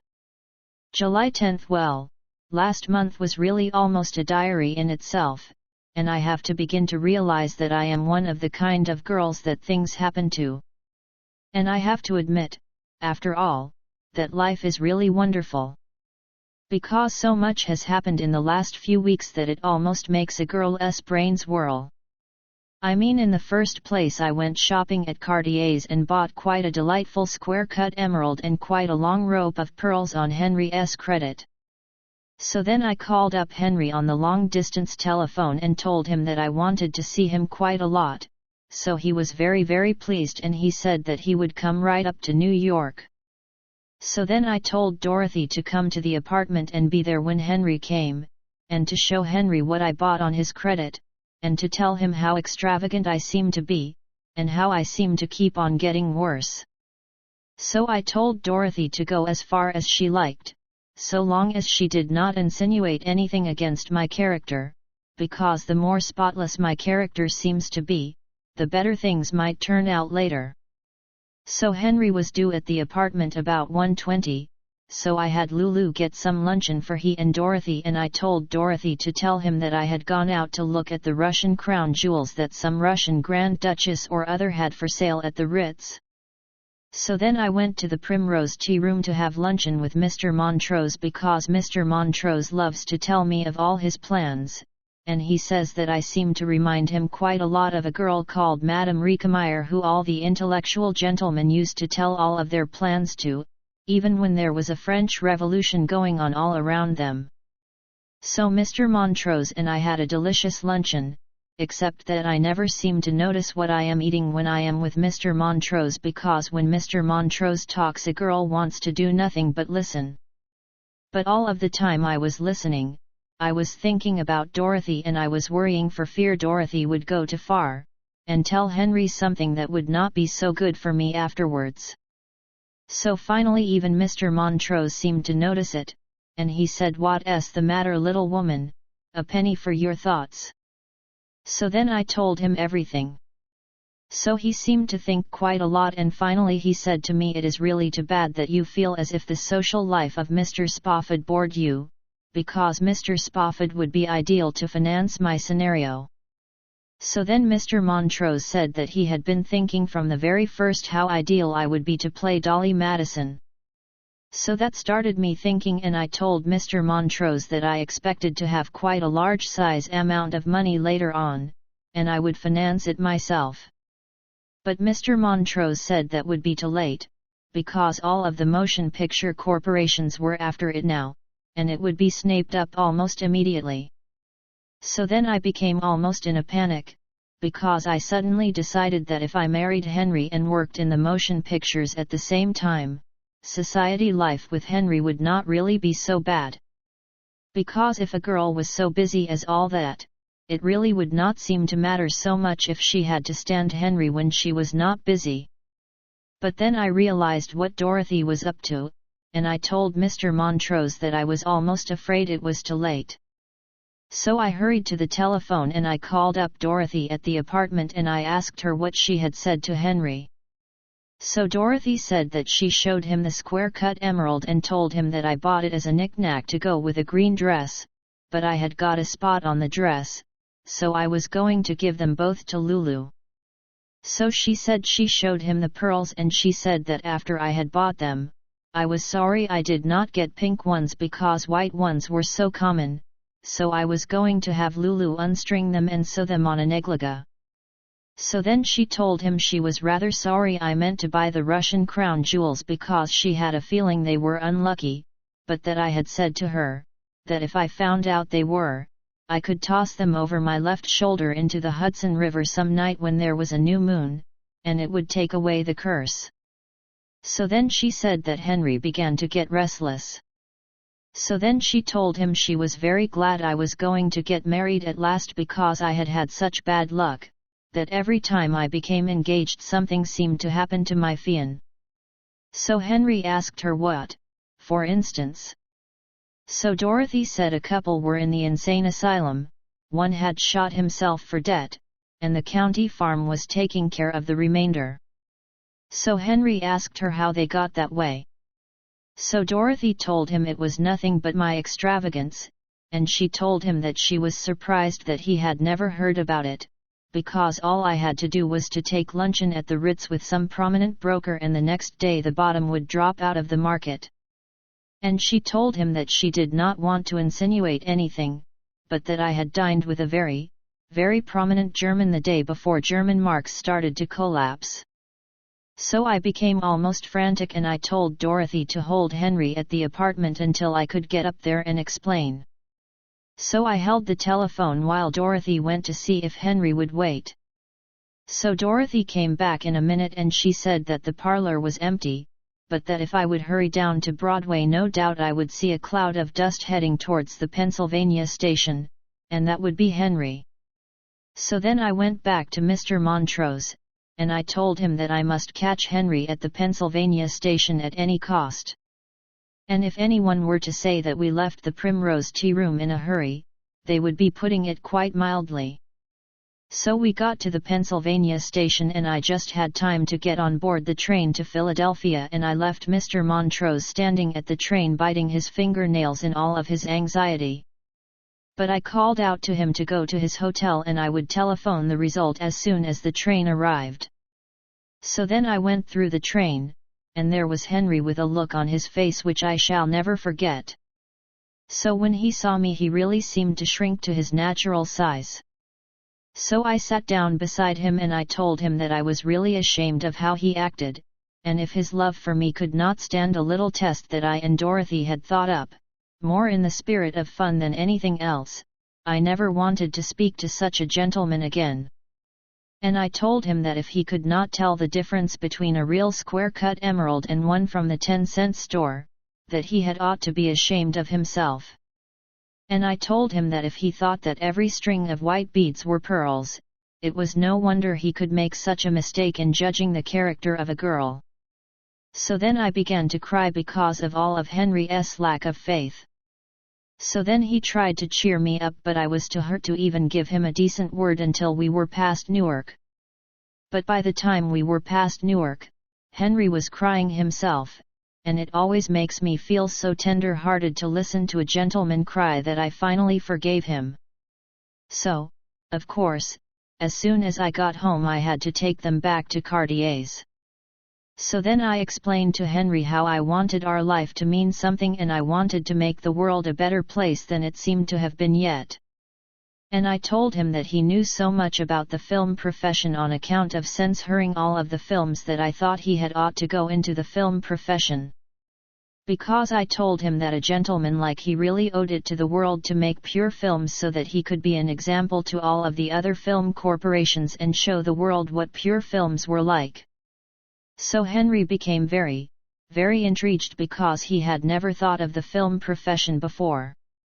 So then I told him that we could get H. Gilbertson Montrose to write the scenarios, and he to censure them, and I could act in them and by the time we all got through, they would be a work of art. But they would even be purer than most works of art seem to be. So by the time we got to Philadelphia Henry said that he would do it, but he really did not think I had ought to act in them. But I told him from what I had seen of society women trying to break into the films, I did not believe that it would be so déclassé if one of them really landed. So I even talked him into that. So when we got to Henry's country estate, we told all of Henry's family and they were all delighted. Because it is the first time since the war that Henry's family have had anything definite to put their minds on.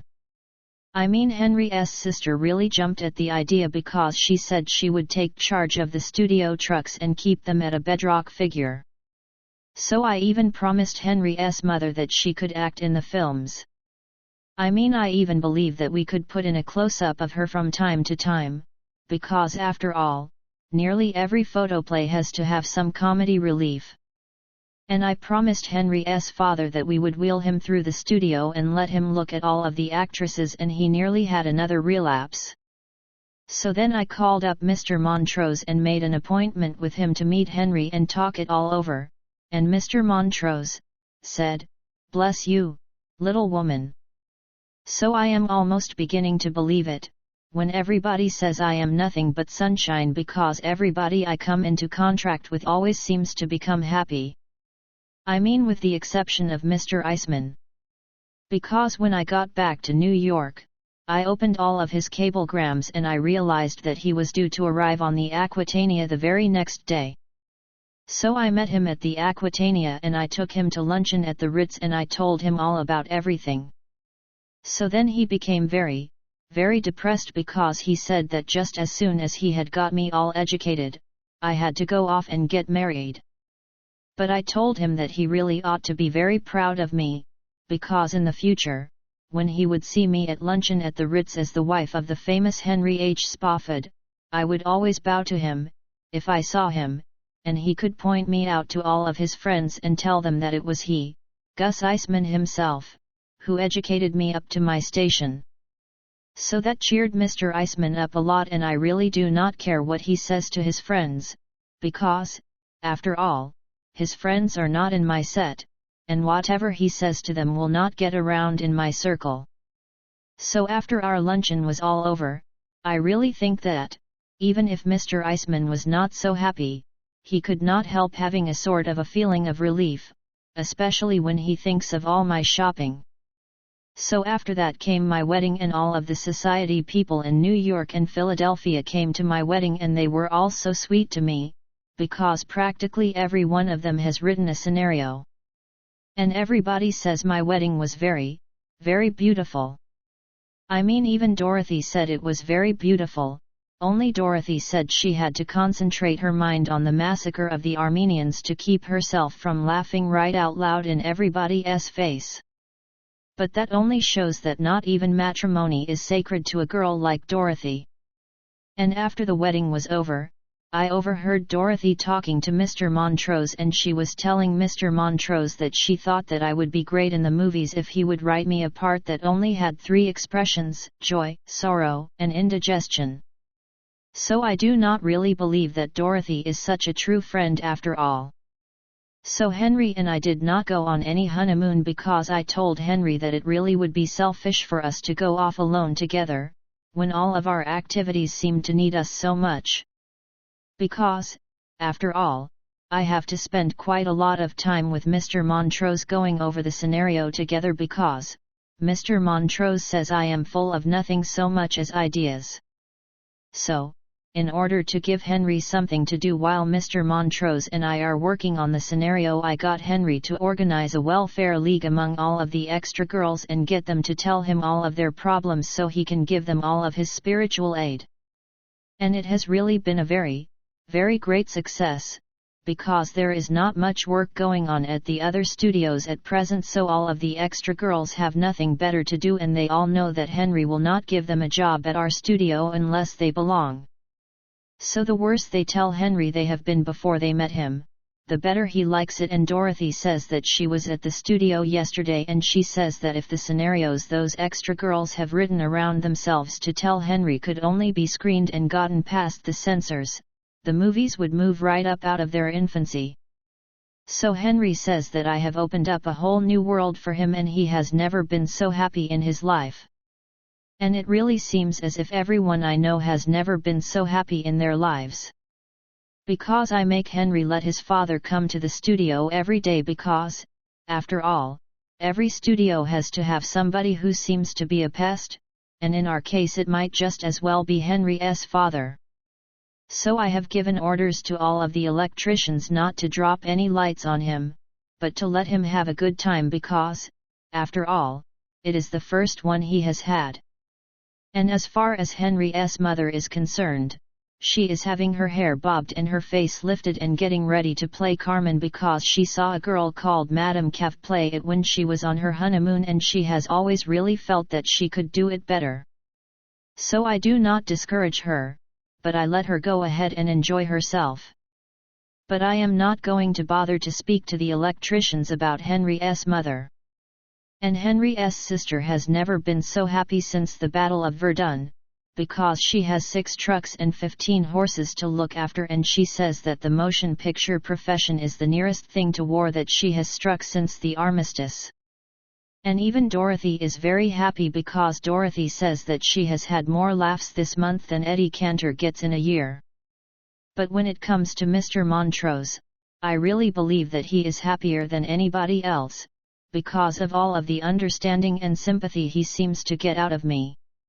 And so I am very happy myself because, after all, the greatest thing in life is to always be making everybody else happy. And so, while everybody is so happy, I really think it is a good time to finish my diary because after all, I am too busy going over my scenarios with Mr. Montrose, to keep up any other kind of literary work. And I am so busy bringing sunshine into the life of Henry that I really think, with everything else I seem to accomplish, it is all a girl had ought to try to do. And so I really think that I can say goodbye to my diary feeling that, after all, everything always turns out for the best. Colophon Gentlemen Prefer Blondes was published in 1925 by Anita Loos. This ebook was produced for Standard eBooks by Jason DeCock, and is based on a transcription produced in 2021 by Jeroen Hellingman and the online distributed proofreading team for Project Gutenberg and on digital scans from the Internet Archive. The cover page is adapted from La Casquette de Poiret, a painting completed in 1914 by L. on Comer. The cover and title pages feature the Ligue Spartan and Sorts Mill Gaudi typefaces created in 2014 and 2009 by the League of Movable Type. This edition was released on June 25, 2022, 12:14 a.m. and is based on revision E8C5581. The first edition of this ebook was released on January 20, 2022, 6:46 p.m. You can check for updates to this ebook, view its revision history, or download it for different e-reading systems at standardebooks.org. Ebooks Anita Loos Gentlemen Prefer Blondes. The volunteer-driven Standard eBooks project relies on readers like you to submit typos, corrections, and other improvements. Anyone can contribute at standardebooks.org. Uncopyright. May you do good and not evil.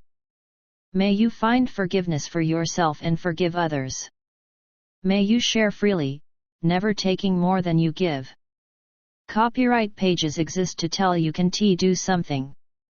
Unlike them, this uncopyright page exists to tell you that the writing and artwork in this ebook are believed to be in the United States public domain, that is, they are believed to be free of copyright restrictions in the United States.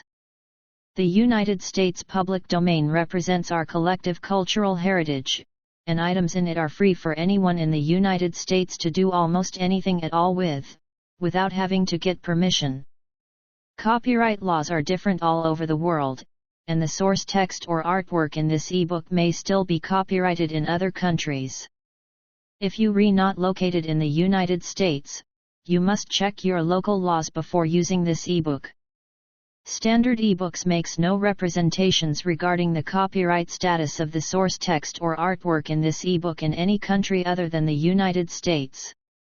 Non-authorship activities performed on items that are in the public domain, so-called sweat of the brow work, don't create a new copyright. That means that nobody can claim a new copyright on an item that is in the public domain for, among other things, work like digitization, markup, or typography.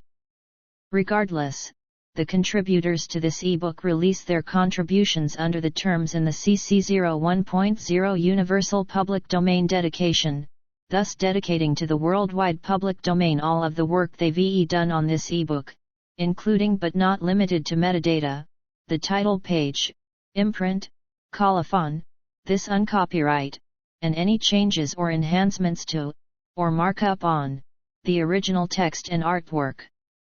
This dedication doesn't change the copyright status of the source text or artwork.